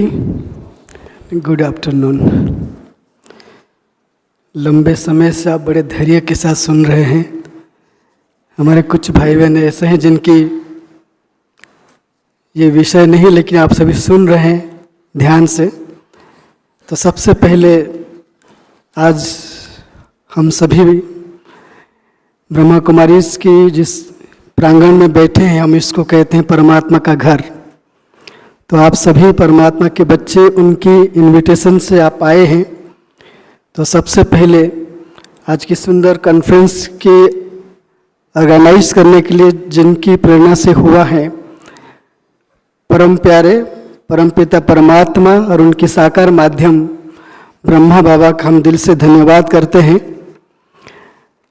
और साथ में mount Abu से आदरणीय doctor भ्राता मृत्युंजय जी, आप उनकी personality को देख रहे हैं और मैं उनको इस स्थिति से मानता हूँ कि हमारी दादियाँ और बड़े जिस भाव से संस्था को सींचा है और उनके कंधे पर बहुत बड़ी उत्तरदायित्व है कि इस संस्था को आगे ले जाने के लिए। और इस वर्ष 2026 में हम लोग ब्रह्मा कुमारीज के 90 ईयर एस्टेब्लिशमेंट की सेलिब्रेशन मना रहे हैं। जो उनको परमात्मा ने निमित्त बनाया है कि इस कार्य को आगे ले जाए, देश विदेश में परमात्मा के नाम को आगे बढ़ाए। तो भ्राता जी आपने समय निकाल कर कहा जाए, आपका तहे दिल से हम स्पार्क विंग की ओर से और अंबिका दीदी की ओर से धन्यवाद करते हैं। और आज के इस मंच में हमारे सम्मुख हमारे देश के जाने माने वैज्ञानिक भिन्न भिन्न इंस्टीट्यूशन से, ऑर्गेनाइजेशन से पार्टिसिपेट किया। हमें अपने प्रबुद्ध ज्ञान, विज्ञान और अनुभव से विषय पर विशेष अपने अनुभव पर बातें रखी। मैं एक के बाद एक हमारे डिस्टिंग्विश्ड गेस्ट का सम्मान करना चाहूँगा, धन्यवाद करना चाहूँगा। सबसे पहले हमारे आदरणीय भ्राता डॉक्टर सुशील चंद्रा जी, जो हमें स्पार्क विंग के बारे में और सर कॉन्फ्रेंस के बारे में विशेष बातें रखी, उनका आपका दिल से धन्यवाद। आज के हमारे गेस्ट स्पीकर डॉक्टर आर्तवेंदु साहू जी, आप डायरेक्टर ICR NINP बेंगलुरु, आप भी अपनी बहुत सुंदर बात रखा, अपनी जो भी फील्ड की रिसर्च जिसके connection current philosophy, consciousness, vision के साथ रखा, आपका दिल से बहुत बहुत धन्यवाद। हमारे अन्य guest speaker Shri S Shambhu Prasad ji, जो आप खास ईश्वर श्रीहरिकोटा से पधारे हैं। आप scientific engineer, scientist ji, general manager Satish Dhawan space centre SHAR Sriharikota से पधारे, अपने अनुभव, अपने विज्ञान की बातें हमारे सम्मुख रखा, आपका दिल से धन्यवाद। Another guest of honor, guest speaker, Dr. Nagaru Hanumantaya ji, Director, Central manufacturing technology institute Bangalore, आपने अपने बहुत सुंदर वक्तव्य रखा, तो आप सबका दिल से बहुत बहुत धन्यवाद। विशेष अंबिका दीदी जी, हमें थोड़े समय के अंदर हमारी इनर जर्नी हमसे परिचय कराया और थोड़ी देर के लिए शांति की अनुभूति कराई, आपका दिल से बहुत बहुत धन्यवाद। छाया बहन जी, आप सुंदर मंच संचालन किया, आपका बहुत बहुत धन्यवाद। मैं लास्ट फ्यू वर्ड्स आप सबके समक्ष रखना चाहूँगा। इतनी सुंदर बातें सुनी हमने, चलिए हम 1 मिनट के लिए साइलेंस के साथ अपने आप से एक प्लेज लेते हैं। Let us pledge today, our research will not just be for career and self-centric. This research should be for benefit of the world. What we change, the slogan of this institution is, change myself, then I can change the world.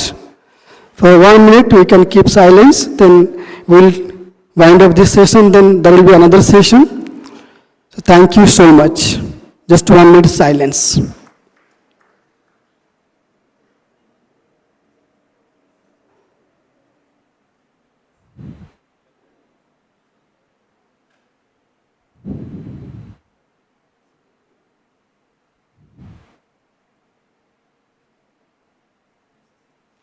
ओम शांति। Thank you Shrikant bhai. तो आप सबसे निवेदन है कि आप सब, आपकी उपस्थिति बहुत आवश्यक है, आप सब बैठे रहेंगे नेक्स्ट सेशन पर भी। तो अभी हम सिस्टर से निवेदन करते हैं कि सम्मानीय गेस्ट का वो ईश्वरीय गिफ्ट और इससे सम्मानित करें। डॉक्टर मृत्युंजय भाई जी से निवेदन है कि हमारे एस्टीम गेस्ट के सम्मान करें और गिफ्ट भी दे। तो आप सबसे निवेदन है कि 2 बजे तक आप सब बैठे रहेंगे। नेक्स्ट सेशन बहुत ही इंटरेस्टिंग है, क्योंकि हमारी उपस्थिति, तो जो हमारी प्रेजेंस है बहुत इम्पॉर्टेंट है। तो कृपया कोई भी उठ के ना जाए, ಯಾರು ಎದ್ದು ಹೋಗಕೂಡ್ದು, ದಯವಿಟ್ಟು ನೆಕ್ಸ್ಟ್ ಸೆಷನ್ ಏನಿದೆ ಅದು ತಮ್ಮ ಉಪಸ್ಥಿತಿ ಭಾಳ ಮಹತ್ವಪೂರ್ಣ, ಆ ಕಾರಣ ತಾವೆಲ್ಲ ಕುಳಿತಿರಬೇಕು, ನಂತರನೇ ನಾವೆಲ್ಲ ಬ್ರಹ್ಮಭೋಜನಕ್ಕೆ ಹೋಗುವಂಥದ್ದು। ಓಂ ಶಾಂತಿ। ಈಗ ನಾನು ನಿವೇದನೆ ಮಾಡ್ತೀನಿ आदरणीय डॉक्टर मृत्युंजय भाई जी से कि वो हमारे एस्टीम गेस्ट की सम्मान करे और उनको ईश्वरीय गिफ्ट भी दे। डॉक्टर साहू जी, उनका भी हम बहुत धन्यवाद और सम्मान है, अभिनंदन है, अभिनंदन है, अभिनंदन।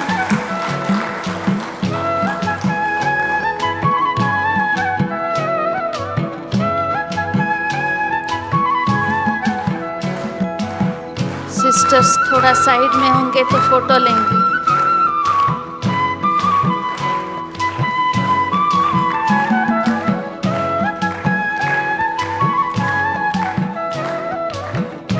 डॉक्टर शंभू प्रसाद जी, साइंटिस्ट जी, शार श्रीहरिकोटा, उनका भी सम्मान, अभिनंदन, अभिनंदन।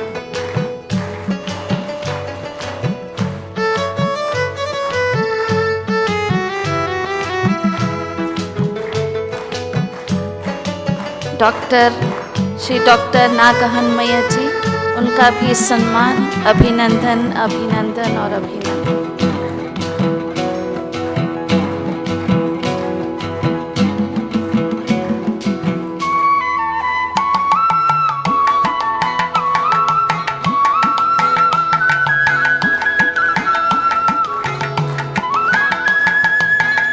अभी हम सिस्टर कविता से निवेदन करते हैं कि वो कंटिन्यू करें। सिस्टर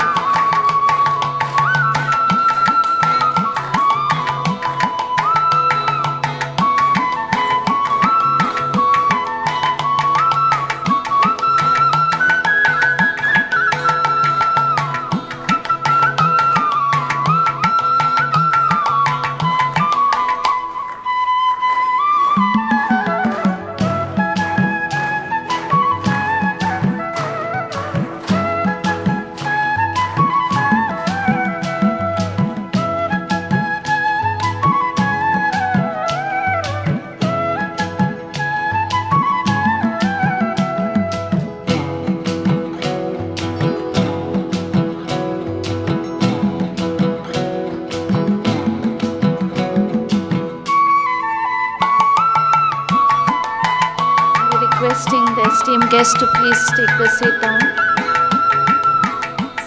सब नीचे बैठेंगे तो आपका सहयोग होगा। सो आपके गेस्ट से निवेदन करते हैं कि आप अपना स्थान नीचे ग्रहण करें। प्लीज़ मृत्युंजय भाई जी, अंबिका दीदी जी और श्रीकांत भाई, please be seated. So I request all the other guests to be please seated down.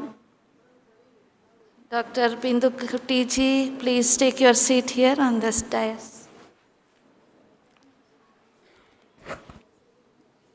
Good afternoon, everyone. It gives me immense pleasure to welcome you all to this wonderful occasion. We are truly honored to have such distinguished personalities with us today. First, Ambika Didi and Mrutyunjay Bhaiji are already seated here. I would like to invite our guest speakers, Shri S. Shambhu Prasad, General Manager, Satish Dhawan Space Center, ISRO. I would also like to invite our guest speaker, Dr. Bindu M. Kuti, Dean of Basic Sciences, Officer in charge for the Center for Occasion of Consciousness Studies, NIMHANS.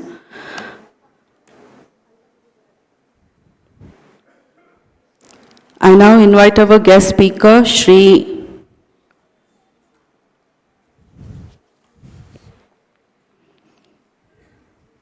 Angari Ganesan Ramakrishnan, former Senior Professor of Electrical Engineering and Head, MILE Lab, Indian Institute of Science, Bangalore.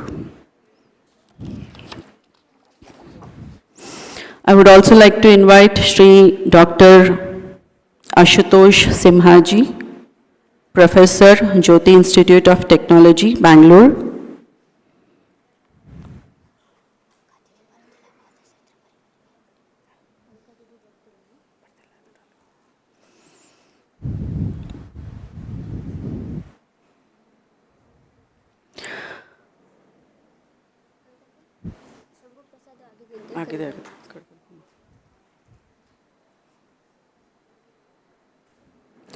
Let us give a big round of applause to welcome all our distinguished guests on the stage.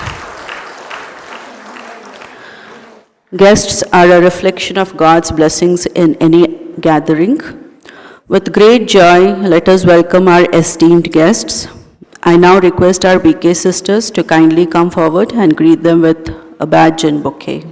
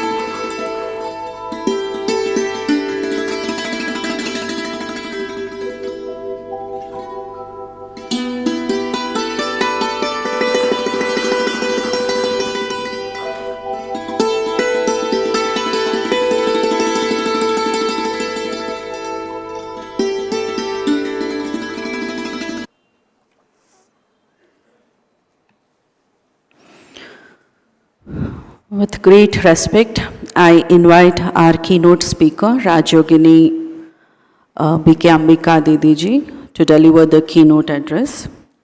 Rajyogini Ambika Didi is Vivipuram subzone in charge. She is also the chairperson of Spark Wing. She leads the Spark Wing, focusing on integrating spiritual research into modern science and lifestyle. In 2022, she was conferred with the honorary doctorate by the Asia Vedic Culture Research University for her extensive contributions to yoga and spiritual science.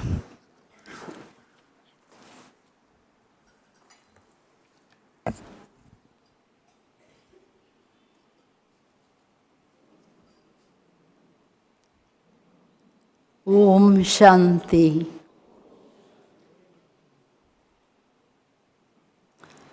Now the topic is inner operating system of a researcher, values, vision and vibrations. These are the three things for the research operations. इसमें मैं प्रश्न पूछना चाहती हूँ, who is an operator and which is the operating system? So unless we understand this, then naturally the values, visions and vibrations cannot be clear. ये तीनों बातें जो है वो एक दो से जुड़ा हुआ है. तो ये हमारा ईश्वरी विश्वविद्यालय का जो मेन थीम है, the first lesson itself, what am I, who am I, who says I, and what is mine, मैं कौन मेरा क्या. तो इसमें operator is me, I am the soul, the light. And my operating system is through the brain. I operate the whole body, different organs. But as much we are in the consciousness of reality, meditation is nothing but shifting consciousness to my own reality. Reality is I am not a body, but I am the soul within, and I am the energy within. And I have a tremendous energy where I should focus and give a direction so that the operations, not only here three things. One thing to operate my own body, that is sense organs. Another thing is to operate my own mind, intellect and sanskars, where mind create a thought. At the back of that there are emotions. Emotions are such a powerful, it has its own vibrations, which can really make body healthy or unhealthy.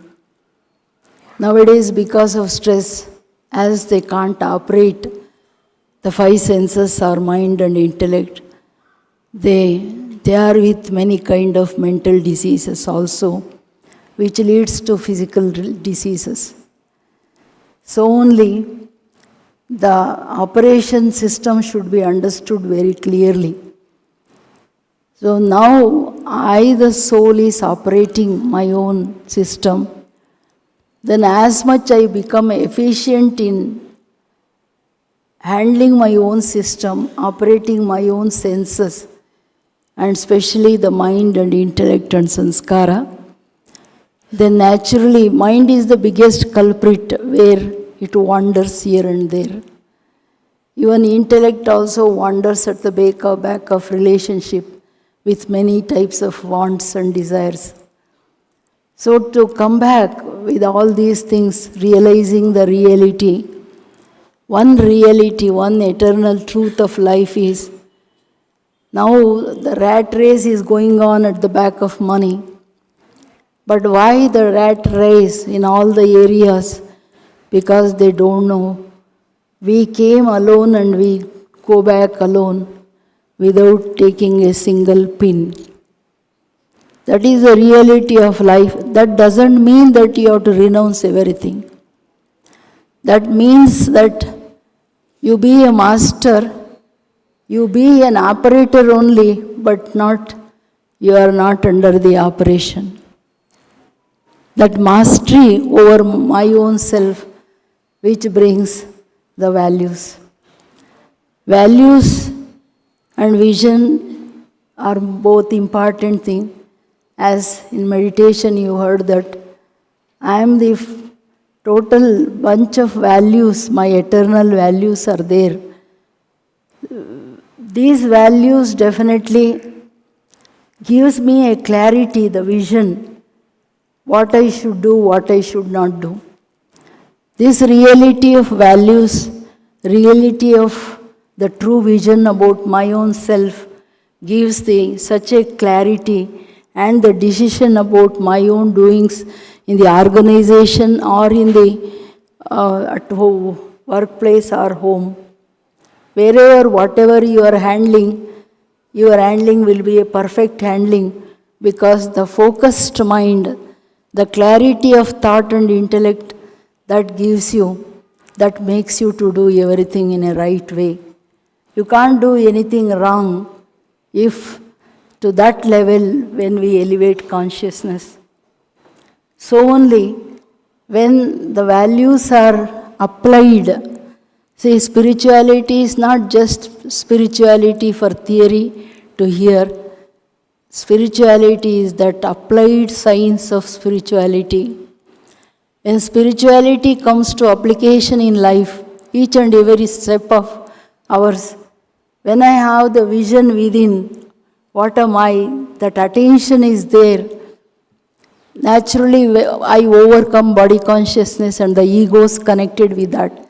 The negatives connected with that. When I overrule those things, then naturally the clarity of the vision gives you the clarity of your doings and success is guaranteed because you will have a clear, wider vision about your work, about your organization, and such a deep concentration you will experience with this consciousness and with the vision of that I am the subtle being. You know, science says that whichever the thing is very, very subtle, that will be very powerful. You know the atom, you know the neutron bombs. So even it is so small, but see the effect, impact on the physical world. Same way, when I realize I am the operator, master of the values and powers within, and my connection with my supreme parent, supreme father, who is source of tremendous energy, source of innovations, and is the biggest scientist who can give a best plan for doing anything. So this is how our efficiency increases while doing anything in the organization or even at home, how I should behave, how I should bring up my children, what I should do in adverse situations, how I can withdraw from my body, withdrawing self from the body, becoming ashariri, that is bodiless. Even some seconds of bodiless stage makes you so silent. Mind becomes so silent.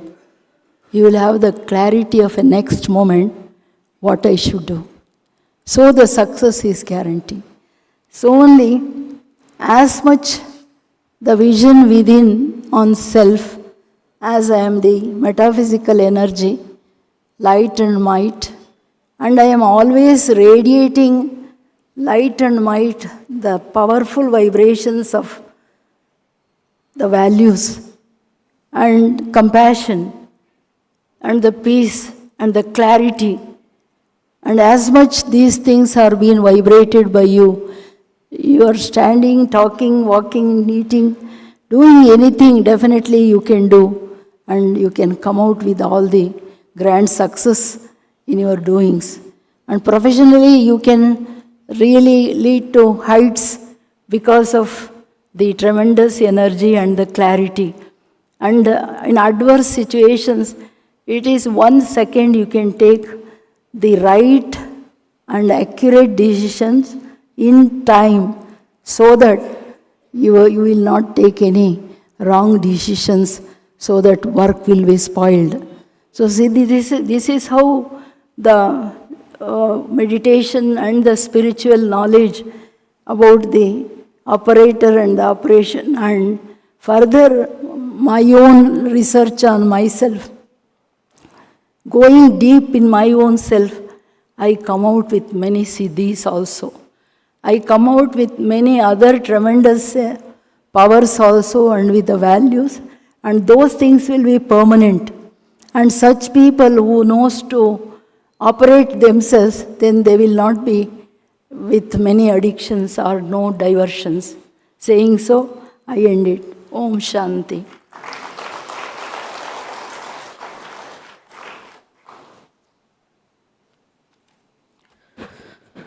We truly appreciate your valuable insights, Didiji. Thank you for that insightful and inspiring keynote address. With great respect, I now request our chairperson, Rajyogi B.K. Mrutyunjay Bhaiji, to kindly address the gathering.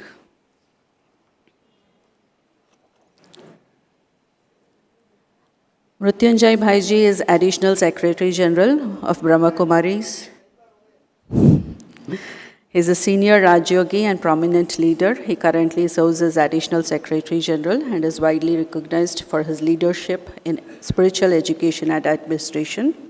He leads the education wing, focusing on integrating spiritual values into modern educational systems. In short, his life work has been about education for a better world, transforming society by first transforming the individual.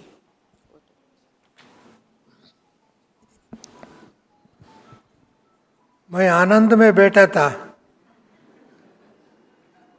खड़ा कर दिया. Thank you very much. मैं बहुत साल पुराने एक बात तो याद आ रहा है स्पिरिचुअलिटी के बारे में.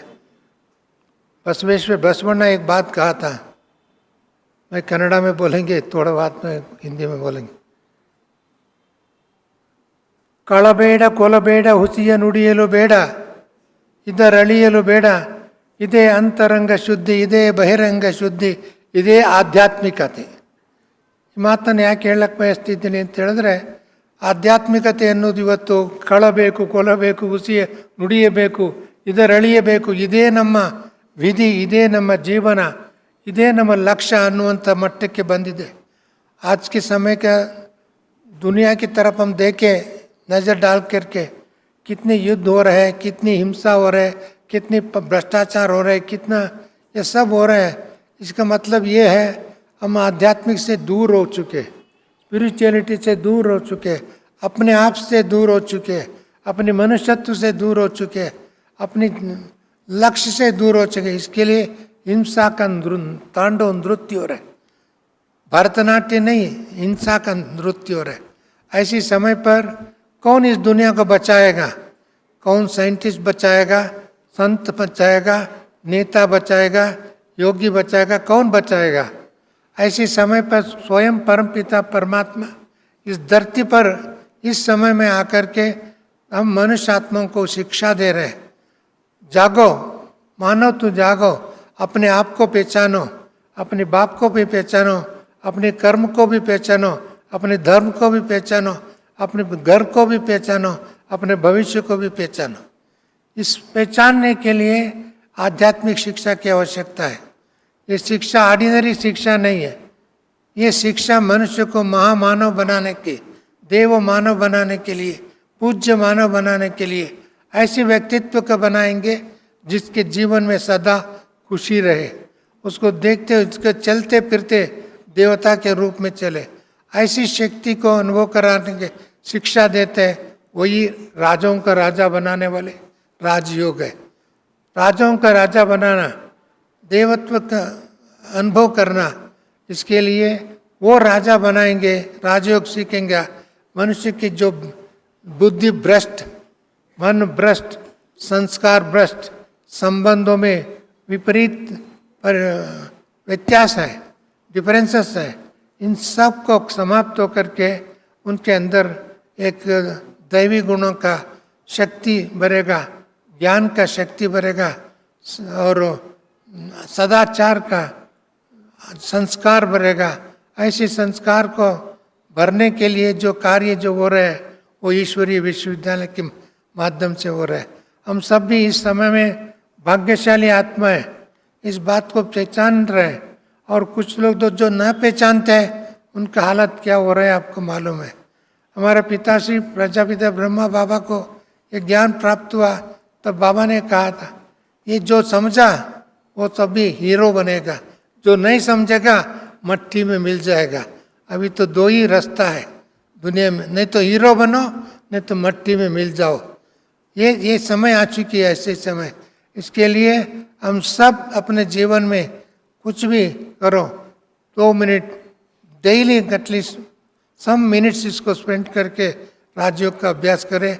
मैं 30 दिन के अंदर आपके जीवन में बहुत खुशी मिलेगा, बहुत शक्ति मिलेगा, बहुत निर्णय शक्ति मिलेगा।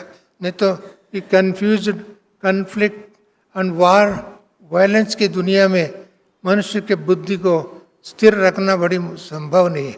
ऐसे समय पर हम सबको आधार एक को बनाना है, परमात्मा को भी आधार बनाना। परमात्मा का संबंध हम कहीं ना कहीं टूटा हुआ, बिखरा हुआ और दूर हो चुकी है। इसके लिए वो संबंध हमको जोड़ने के लिए हम प्रयास करें। मैं समझता हूँ हमारा जीवन भी सार्थक और हमारा जन्म भी सार्थक, हमारा कर्म भी यादगार बनेगा।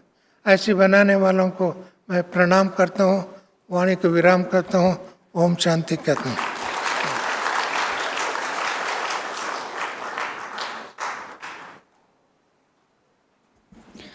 Thank you for your valuable and inspiring words, Bhaiji. Now I invite our guest speaker, Ms. Dr. Bindu M. Kuti. She is former Senior Professor of Neurophysiology, Dean of Basic Sciences, Officer in Charge for Center of Consciousness Studies, NIMHANS, Bangalore.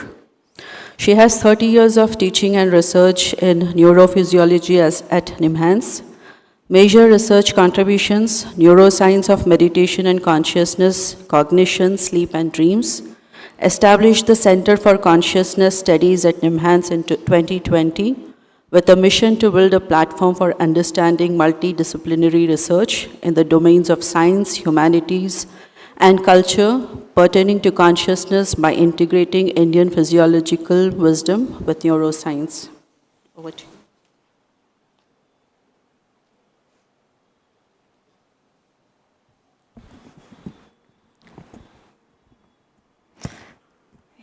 Om Shanti.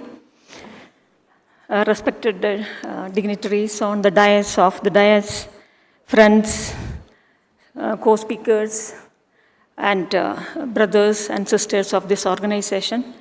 Thank you so much for inviting me to be here as a part of this conference. And I take the opportunity to congratulate the organizers, especially Ambika Didi, and her colleagues, Srikant Bhaiya from Spark, for organizing this wonderful conference. And the theme is so wonderful that the next frontiers of research, consciousness, cognition, and compassion. And this session is on the inner operating system of a researcher, values, vision, and vibrations. I myself has started my career as a neuroscience researcher at NIMHANS, and then later I have functioned as a faculty for almost 30 years as a neuroscientist. And I can say that I am fortunate to study the brain and mind in a deeper dimensions. I have used both animal research as well as human studies to understand the brain functions and mental functions. So as a researcher, first you approach brain just as an organ, nothing else. And the first assignment given to me was understanding the brain reward organization. We have a brain reward system in our brain. And it is that system makes you very happy and energetic in the morning. You get up, with energy in the morning. And that is mainly because of the activation of this brain reward system. And you would have heard about the feel-good hormones. There are many chemical substances produced by the brain, and that gives you this energy and motivation. And the energy you can really maintain throughout the day, until you go to bed. That strong the system is. So we have worked on that. Then second, as a student again, I have worked to understand the social functioning. In fact, one of the brain function is to carry out the social function. We are social beings, so we have to have very social functioning capabilities to behave well with our people around you, and also to have proper social functioning, and that makes your life more comfortable and also very successful also. So how social functioning, so we have used certain animals. This is also an animal research, and we have seen that when we put animals, many small animals together, rats for example, together, their social skills are improved, their cognitive abilities are improved, their learning abilities are improved. So social functioning is an important factor for a successful life. And from then onwards in 2000, we have diverted and we have carried out many research, but one of our major research was on understanding meditation on brain and mind. And we have more than 30 years of association with the organization Brahma Kumaris, as well as other organizations, other meditation organizations, to understand what meditation does to brain and mind. And we have studied various aspects, how meditation helps to integrate brain functions, how brain helps to integrate all the body functions. We have looked at the hormone functions, we have looked at the cardiac functions, we have looked at the respiratory functions, and how all these are integrated. So when things are integrated, definitely you will be very happy. You are at peace and harmony. So brain integration is one of the main aspects we have studied at length using meditation. And we have looked at the various aspects of meditation. And we have found that meditation practice as well as proficiency of meditation, how good you are at it.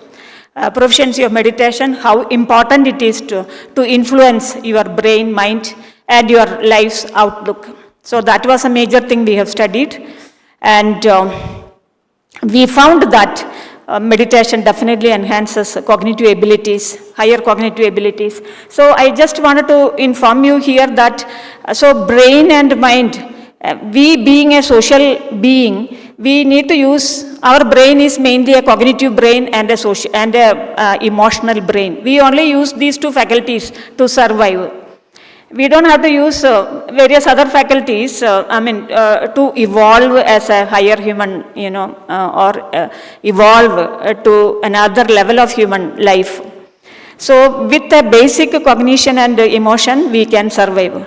But what meditation does, meditation enhances the brain network efficiency. Meditation brings a lot of structural plasticity. Meditation enhances the mental capabilities. So slowly you are transforming yourself from a self-centered human being to a selfless human being. That transformation is very great, actually. So what happens to your well-being? So these are what we are studying. What happens to your well-being? It definitely enhances the well-being. But when we use an umbrella term well-being, well-being actually is an umbrella term, definite, and well-being means your state of mind, you are very at a very happy, healthy state of mind with a lot of satisfaction in life. And this satisfaction, this is seen at different dimensions of your life. That is physical, mental, social dimensions, emotional dimensions. So you see that you are happy means you are happy in all these dimensions. And when we say that it brings, or you are, your well-being is there, you know, we all, for example, even if we are meditating, our experiences are different actually. Our outlooks are different. So when our experience and outlooks are different, definitely our state of well-being will be different. And our state of well-being is different. We are experiencing a totally different levels of consciousness. So consciousness can also be dissociated into different levels. For example, a normal human being with just a cognitive and an emotional brain, he will also be experiencing basic level of consciousness. Just he will be feeling, having the thought process, having the emotions, having the all aspects of sensations. But what is the quality of that consciousness? That quality is just a basic level. You will not be experiencing, or you will not be aware of the content of consciousness. I will just give you an example. When you are reading a very interesting book, sometimes your mind wanders and just wanders to some other levels. You might not be knowing, but at the moment you realize that you are reading a book and your mind wanders, you come back. So at that moment, the content of consciousness is very high. That is why you are coming back to reading. But still, in that, you don't have the ability to be in that content of a sustained level of content of consciousness, that expanded level of consciousness. But through meditation, we are in a position to achieve that sustained level of consciousness, and that sustained, we call it as meta-consciousness, and that sustained level of consciousness throughout. That means you are now an evolved human being actually. When you are evolved, what is happening? The quality of the properties of the neural network is changing. There is enhanced efficiency of the neural network and enhanced connectivity of the neural network. So when we say that consciousness, now it is you are in an expanded level, state of consciousness. At that state of mind, you will be experiencing various virtues, higher aspects of human being, like virtues like compassion, generosity, altruism, leadership. There are many, many virtues. So we human beings are endowed with many virtues, but that to manifest these virtues, there are certain tools, and meditation is one of the most ideal tool to manifest these virtues. So compassion, we can say that compassion is an emergent property of the brain. Actually, with basic connectivity, you cannot have compassion. But through meditation, it enhances the connectivity, it enhances the efficiency of the connectivity, it changes the property of the network, and then you are moving ahead, advancing in your spiritual front, and at the same time you are experiencing these virtues. So you see that we are all at different levels of our consciousness. So when you are in a meta-consciousness state or meta-awareness state, what is happening? Actually, you will have a constant, there will be a cultivation of self-awareness. So consciousness is nothing but being aware of ourselves, as well as having the sensations, the subjective, as well as the first-person experience of your sensations, thoughts, emotions. Now that is changing, and so when you achieve that meta-awareness level, a heightened state of awareness, a heightened state of being attentive, a highly awareness state of mind, there are so many things happening actually. You can regulate your emotions, you can regulate yourself, and you can regulate your mind. Mental experiences are also transforming from Patanjali's, if you look at, Patanjali explains from Chanchalada to Dharana, Dhyana to Samadhi. So what is happening? From Chanchalada, the mind is like a monkey, mind is just wandering. When the mind wanders, too much of wandering, definitely your psychological capabilities are reducing. When your psychological capabilities are reducing, the awareness is reduced. You forget about yourself also, what you are doing actually. So, and you must be fused with your thought processes. You are not enjoying what is happening outside. So from that to, there is through proficiency, you are enhancing your, the stability of the mind, the clarity of your thought, and slowly it is expanding and it is allowing us, we are in fact, putting aside the noise level of the mind. And when you put aside the noise level, when there is an emptiness of the content of consciousness, or emptiness of the mind, you can experience the deeper levels of consciousness. And in these deeper levels, definitely you experience compassion, non-duality. So what we in the center is doing, we are looking at the different levels, the neural correlates of these different levels, mental experiences, and the various higher virtues like compassion, altruism. So we are studying all these. So now the inner dimensions of a researcher, I would say that it is mainly your self-awareness that is very important. The self-awareness brings you everything, calms you, emotionally helps to regulate your emotions, and also enhances your resilience as well as creativity, enhances your creativity, because research is always, you have to enjoy your studies. You have to enjoy, you have to approach research in a different angle as such. So to have that enjoyment, to have that creativity, to have that kind of thought process, you have to have a freedom of your mind, and you have to have that higher experiences. So, and also it is not only that higher experience, the well-being, I told you that. So when I have mentioned about the Chanchalata or the mind wandering, even at that moment also people experience well-being. But when when a proficient meditator experience well-being, it is qualitatively totally different.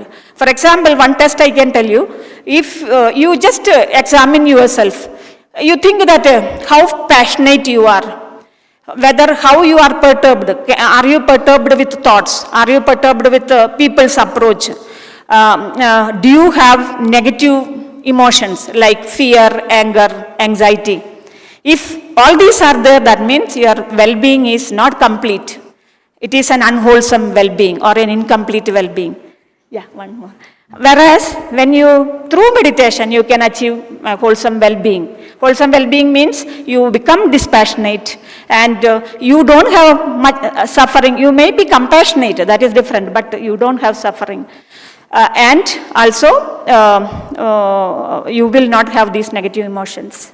So this is how, we evolve. And evolve, just imagine if a human being, if an ordinary human being can evolve to achieve the peace and harmony, the entire humanity, we can achieve peace and harmony in this world, and we can lead a better life. Thank you so much.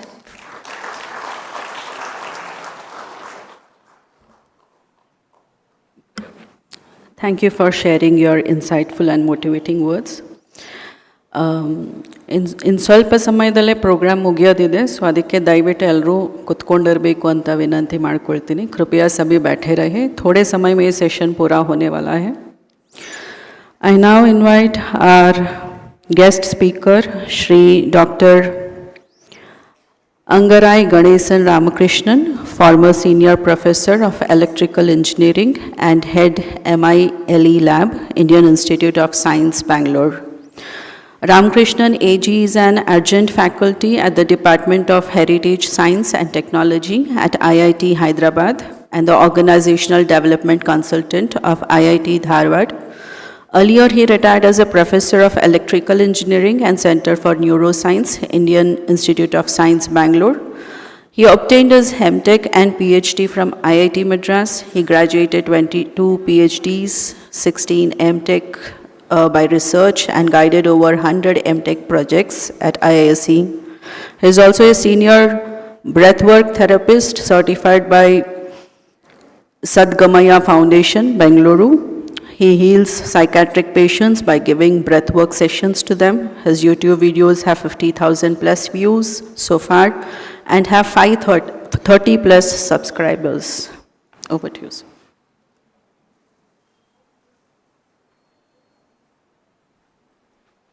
Distinguished speakers, guests, and brothers and sisters of Brahma Kumaris, thanks everyone for this opportunity.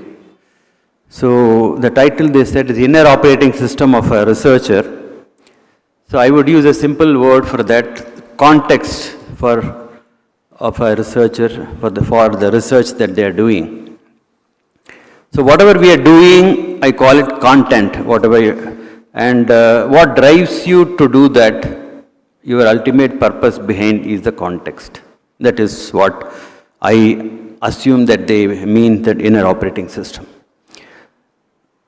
Any activity can be done with a egocentric purpose and attitude, or it could be done from an ecocentric perspective. For example, here most of you are doing meditation to expand your mind, to have universal love, create peace and this thing in the universe. But elsewhere in the West, they have reduced meditation to a purely egocentric purpose. Can I improve my memory, or can I improve my motivation, or something like that. So it's same meditation, or I don't know exactly where it's the same meditation, but the context is more egocentric. So here one of the guests is from ISRO. Let's look at when the ISRO created, they had a vision. What is the vision? I will say a part of it. It says harness space technology for national development. So in the vision itself, they included whatever they are doing, they do space research, science and technology development, but ultimately it is for national development. And you know how much ISRO has contributed to the national development. We have our flags are flying very high in the world now. Whereas if you look at the public sector organizations, the vision they said is create infrastructure. This is a vision, create infrastructure, absorb technology. They didn't say develop technology, world-class technology. They said absorb technology, generate employment, and achieve certain social goals. So you can see that the very context itself was very limited, and you can see how much many of the public sectors have achieved. So in general, we need to create, one of my passions now is to transform school education, where students are made to think about these things and develop a larger context for life. I think Ambika Didi was suggesting like a purpose for life. So what is the purpose of your life? Is it egocentric or ecocentric? This kind of thinking should be developed right in the school so that, things develop. So either there is a created context based on education, thinking, development of the mind and so on, or there will be a hidden, undistinguished context. I used to say that in Indian Institute of Science, most of the faculty members, there is an undistinguished context. Take care of your research students, your CV, your publications, and your awards. So that is a limited context, and that gives that kind of results. If you look at our Prime Minister, he is only an arts graduate, he doesn't have a PhD or anything. However, because of his context for life, he became the Prime Minister, and how much of demands are made by him. People are expecting him to turn around the economy, make India a powerful thing, improve the laws, technology, peace, everything. So context decides everything, and we need to do whatever we can to transform education to create better context for humanity. So in our own lab in Indian Institute of Science, more than 20 years ago, we created a context of research with real-life applications while creating technology leaders for the country. So we created technology to convert books in Kannada and Tamil. Hundreds of books were converted to Braille books, and later we also worked on speech synthesis. We created audio books, and we worked on a lot of medical data. We collected ultrasound images, MRI images, handwriting, speech, from thousands of people from India and some this thing we also collected from Malaysia and so on. So time is very limited. I know you're all waiting for lunch. So let me just jump to my final years at Indian Institute of Science. We did significant work on the mechanisms of breathing. So a lot of talk is there about yoga and meditation, but there is, in Patanjali's Yoga Sutra, in between you get pranayama. People generally know pranayama is good, but not much research has been done. Especially my interest is on the mechanism of why it does whatever it does. So we studied in our lab the connection of breathing to brain function, heart function, and multiple things.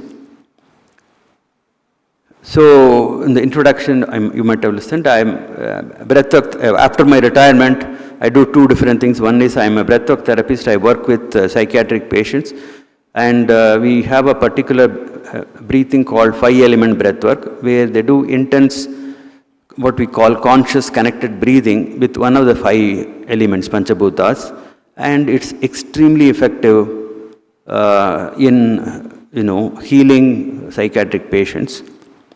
So I feel that it basically improves the function of mitochondria in the cells. So mitochondria are the energy sources for everything that we do, and so it has a very wide application, not only for psychiatric patients, even on other things. So, so let me end this talk. So, because I don't want to take too much time. Of course, if you give me even 1 hour, I will talk about breathing and its physiological functions. Breathing is a great exercise. Deep breathing is a great exercise for your heart. It also can change the blood flow velocity inside your brain. So it has connection to cancer recovery. It has connection to injury recovery, that is. So there are many things. So coming back to the topic of the inner operating system, or what I call the context.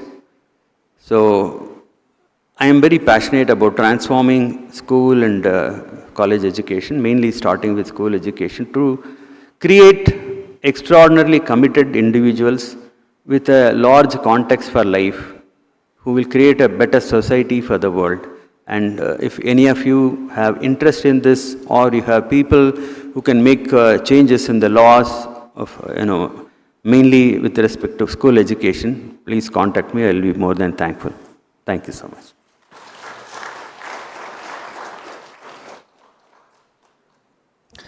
Thank you for sharing your valuable thoughts.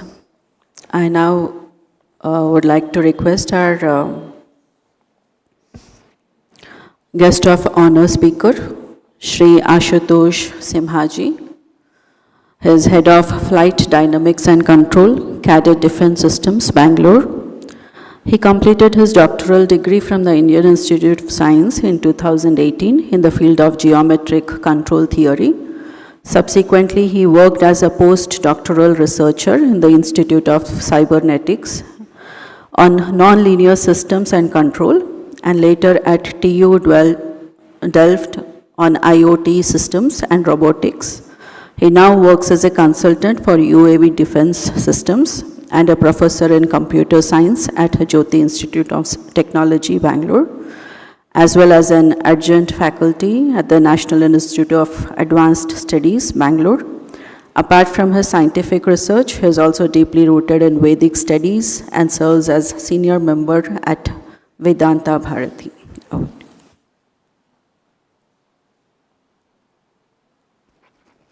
ॐ श्रुतिस्मृतिपुराणानाम् आलयं करुणालयं नमामि भगवत्पादं शङ्करं लोकशङ्करम्.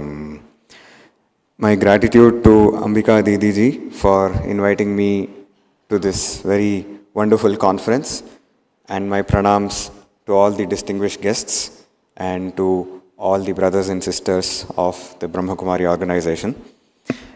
So the topic, there were two kinds of topics that I saw. One was the title Cognition, Consciousness, Compassion. The other was about the operating system and operator when it comes to research. Now, as a researcher, we go to the lab, we try a lot to get ideas, to get a breakthrough, and at some point, out of nowhere, there is an idea that pops up. We don't know where it comes from, and that was the life-saving idea maybe, or at least the PhD-saving idea it could be. So the question sometimes that comes to us is, where do these ideas come from?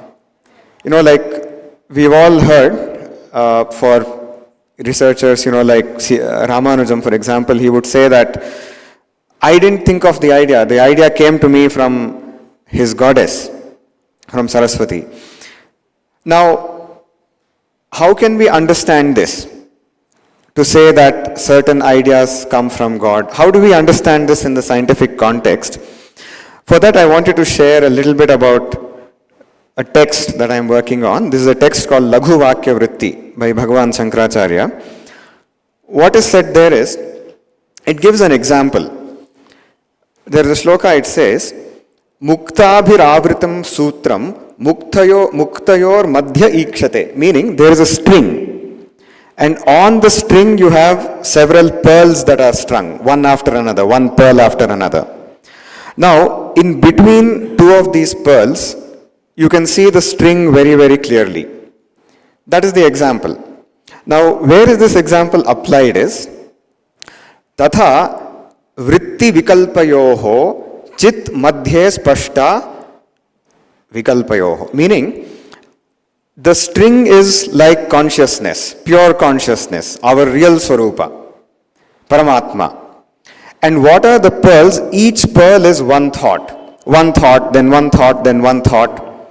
What we usually believe is that because of the speed of these thoughts, that thoughts are continuous. But actually, Shastra says that thoughts are discrete. And in between two thoughts, what remains is Paramatma. Consciousness, Chit.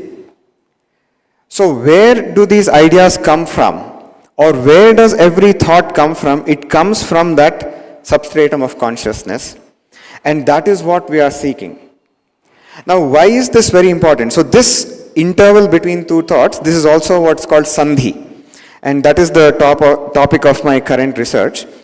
Now, why is this interval between thoughts so important is because the Shastra says that in this, it's possible for the ultimate realization to happen. To realize that Ananda, that which we are all seeking. Now, why is this? I'll give you another example. There is this notion called Vidyananda. So what is Vidyananda? So as a scientist, as a researcher, you're in the lab, you're seeking something. You're trying to crack a problem. For many years together, sometimes for 10 years, 12 years, you're trying to crack a theorem, you're trying to crack a problem. Then at one point, you crack it, then the bliss that comes to you is like moksha, is like there is nothing that can beat it. There is nothing more you want after that. The highest happiness that comes for a scientist, right? Now, the question is, where did this happiness come from? So, there is a text, it's called Panchadashi. It describes this Vidyananda and, you know, the mechanism of this happiness in the following manner. It says this, that first what happens, you are seeking that. So continuously there is this dominant thought current, focused thought current in your mind saying, I want to crack it, I want it, I want it. That strong Ichcha is there for the result. Then at one point, when the result appears, for a small second, there is no Ichcha in the mind. There is no thought current at all in the mind. And in that one moment, there is a state of silence, absolute silence, total tripti. And it is in that state itself wherein that happiness emerges. Until that happiness emerged, there was the seeker and the object that you were seeking, the cognizer and the cognized. In that moment of achievement, all of this was gone. And what remained was your own true consciousness, your own true self. And this itself is the happiness that we are seeking. Now, the third part that comes is, where does compassion have a role to play in all this? Okay, because what is cognition? Cognition is where I am the cognizer and there is something to cognize. And consciousness itself, or what we call chit or chaitanya, is beyond this dichotomy, beyond the cognizer and the cognized. This pure silence. Now, where does compassion have a role to play here is, what is compassion? So there is a definition of compassion. It says, sadhava samachittage paradukha asahishnavaha. So the sadhus, the saints who are compassionate, they have what is called samachitta. Samachitta means there is nothing like he is good, he is bad, this is favorable, this is not favorable.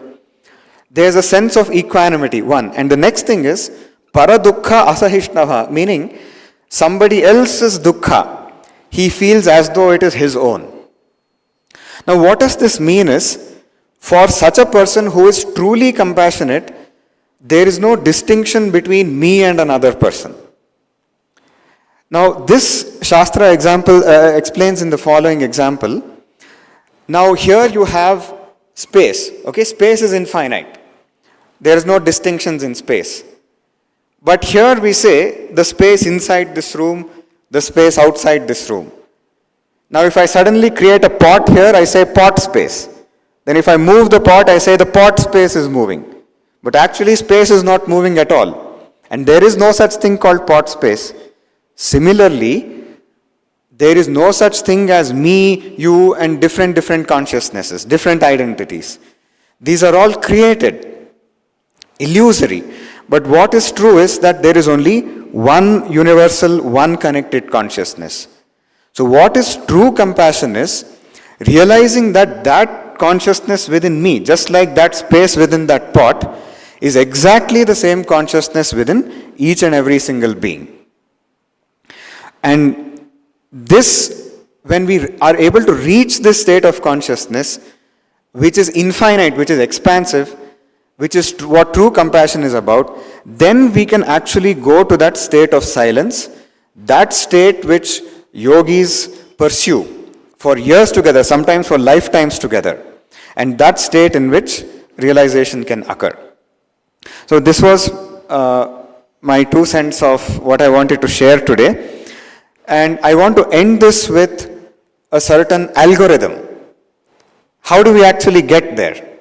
How do we get to that consciousness that we are all seeking? The Kathopanishad gives a small, very simple algorithm. What it says is 3-4 steps. The first step is Yached Vag Manasi Prajnaha.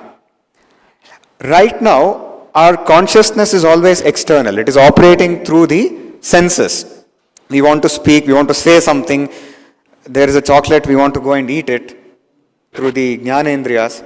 So the first step is, whatever is this external impulse, restrain that to the level of the mind, the level of desire, which means the desire to go and eat the chocolate is there, let it be. Don't act on the desire. Yached Vang Manasi Prajnaha, step 1. Step 2 is, Tad Yached Jnana Atmani. The desire in the mind also, I want the chocolate, I want the chocolate. Go one step back saying, I am aware of the desire. I am aware that that is a good chocolate, that is a tasty chocolate. First level, go from the external impulse to the level of desire in the mind. Second level, go from the level of desire in the mind just to the level of awareness. Then the next level is Tad Yachet Shanta Atmani, meaning that instrument, the operating system, the mind itself, which was full of desires and impulses, when you restrain it, when you keep going back to the level of awareness, that itself becomes Shanta. Just as when a carpenter's instrument, the axe, is gone, you don't call him a carpenter anymore. Similarly, when the instrument of the buddhi, which is the mind, the impulsive entity, when that is gone, You don't call it the operator anymore. You don't call it the buddhi anymore. That just becomes shanta. Tadyachet shanta atmani. Namaste.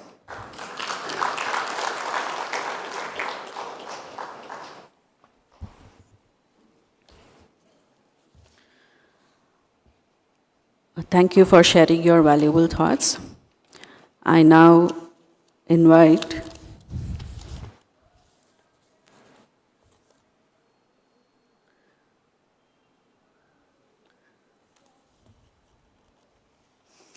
I would like to request our speaker, Aarti Sharma Gupta, to kindly address the audience.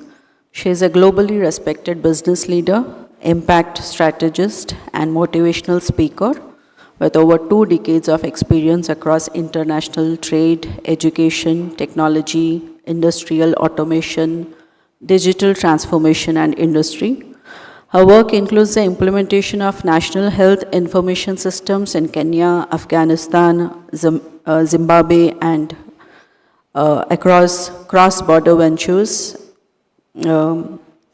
across education, health, water, energy sectors. In her current role as Director of Global Business Development at Uthunga in India Private Limited, she leads innovation and digital transformation initiatives across the Americas, particularly in smart manufacturing and industrial automation. She is also the Managing Director of Arenas Implex Private Limited. Over to you.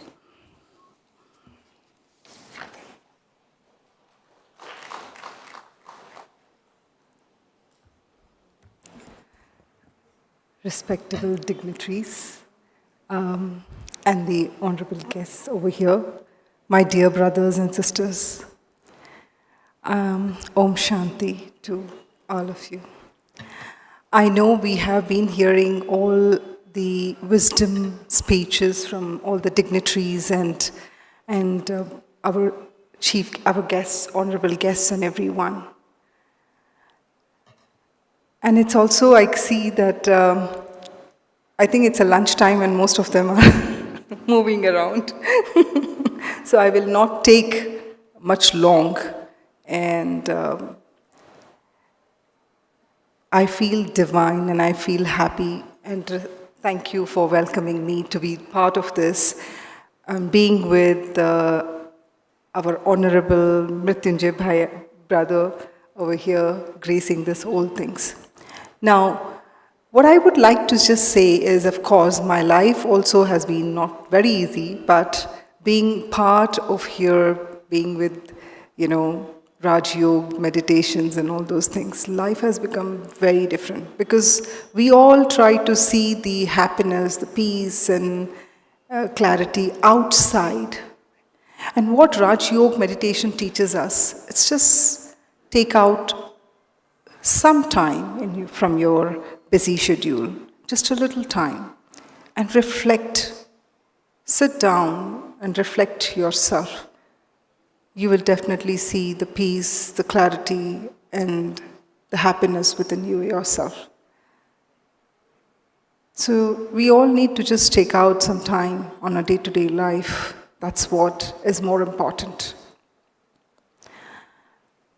About the consciousness and comparisons, I think we all heard a lot of things from our chief guests, and it was very insightful and wisdomful. So that's the reason I don't want to prolong this topic too long, and I would just like to take it in a very short way, saying that my request or my humble thing would be that we all, on our day-to-day life, just take out some time and try to be with us, ourselves, find ourselves, inner side. Remove the clutter which is inside our top compartment. Because if that is clear, you will see the peace and the divine things. Om Shanti. Thank you so much.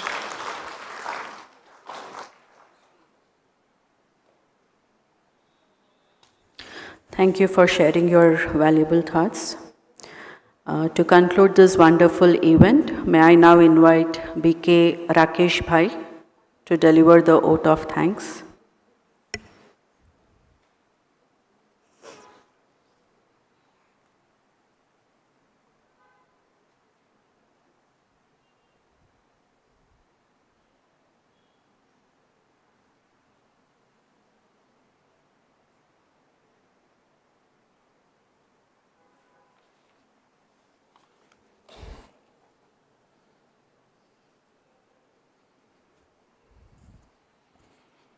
ओम शांति।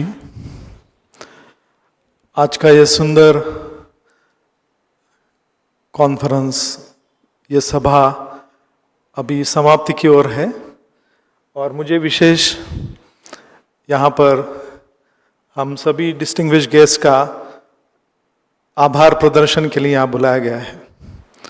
और भारतीय संस्कृति में हर चीज़ का एक महत्व है, तो वही संस्कृति को हम जब कोई मेहमान हमारे घर आते हैं और वो हमारे लिए अपना समय भी देते, कीमती समय देते हैं और अपनी विशेष मार्गदर्शना करते हैं, तो ऐसे मेहमानों का, विशेष मेहमानों का आभार प्रकट करना ये हमारा सिर्फ कर्तव्य नहीं, दायित्व भी बन जाता है।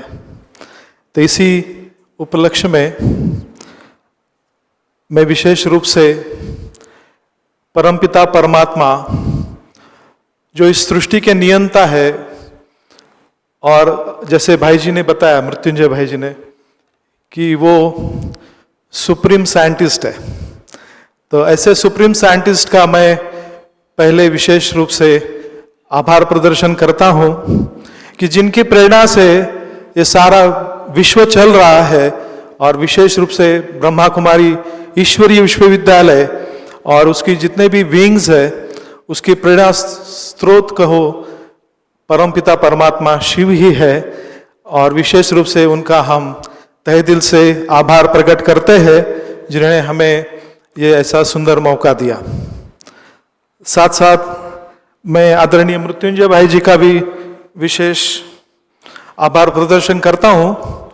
वो विशेष समय लेकर के माउंट आबू हमारा इंटरनेशनल हेडक्वार्टर है, वहाँ से समय दे करके इतने दूर से हमारे बीच आए और आपने इस कार्यक्रम की शोभा बढ़ाई और हमें विशेष मार्गदर्शन किया, तो उनके लिए मैं कहूँगा, आपकी उपस्थिति ने महफिल में जान डाल दी। आपके मार्गदर्शन ने हमें एक नई पहचान दे दी। शब्दों में बयां नहीं कर सकते अपना आभार, आपके आने से यह कार्यक्रम यादगार बन गया। तो इसलिए इस कार्यक्रम को सफल बनाने के लिए आपने जो अमूल्य समय और प्रेरणादायक शब्दों के लिए आपका हृदय से धन्यवाद है। मैं आदरणीय अंबिका दीदी जी का, जो हमारे स्पार्क विंग के चेयरपर्सन हैं, उनका भी विशेष आभार प्रकट करता हूँ और उनके लिए चंद लाइनें आभार में कहता हूँ। सहयोग और मार्गदर्शन का जो साथ आपने दिया है, इस कार्यक्रम को एक नया आयाम आपने दिया है। शब्द नहीं है मेरे पास आभार प्रकट करने के लिए। तहे दिल से धन्यवाद, जो कीमती समय आपने दिया है। दीदी जी का विशेष धन्यवाद है। फिर हमारे बीच में डॉक्टर शंभू प्रसाद जी है, और वो इसरो से विशेष रूप से भारत को और इस संस्थान को यहाँ पर प्रेजेंट कर रहे, रिप्रेजेंटेशन कर रहे, तो उनके लिए भी मैं दो चंद लाइनें कहना चाहूँगा। वो खुद ही नाप लेते हैं बुलंदी आसमानों की, वो खुद ही नाप लेते हैं बुलंदी आसमानों की, परिंदों को नहीं तालीम दी जाती है उड़ानों की, परिंदों को नहीं तालीम दी जाती है उड़ानों की। और विशेष हमारे जो मेहमान आए हैं और अलग अलग अपने रिसर्च फील्ड में जिन्होंने अपना लोहा सिद्ध किया है, इन सभी मेहमानों के लिए विशेष मैं कहूँगा, नूर बिखरा है अध्यात्म और विज्ञान के संगम का अनुपम दृश्य दिखा है। आज के इस पावन ज्ञान सत्र के लिए आप सभी के आने से ही यह समा संवरा है। तो आपका बहुत बहुत विशेष धन्यवाद है। Om Shanti.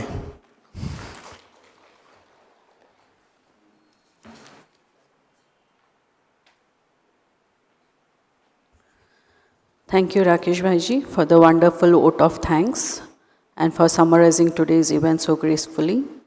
Once again, thanks to all our dignitaries, speakers, and the participants for making this event a success. Now, let's end the session with a small meditation, with a 1-minute meditation.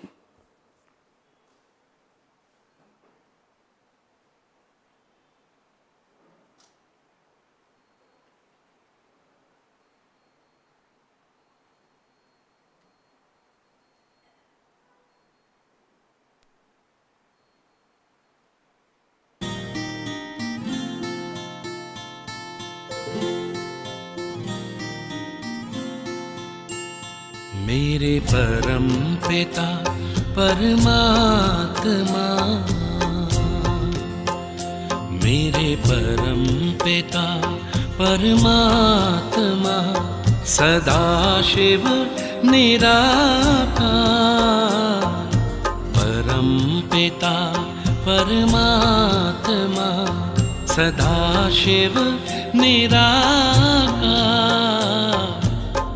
ओ आनंद के सागर तेरी महिमा अपरंपार, महिमा अपरंपार, तेरी महिमा अपरंपार।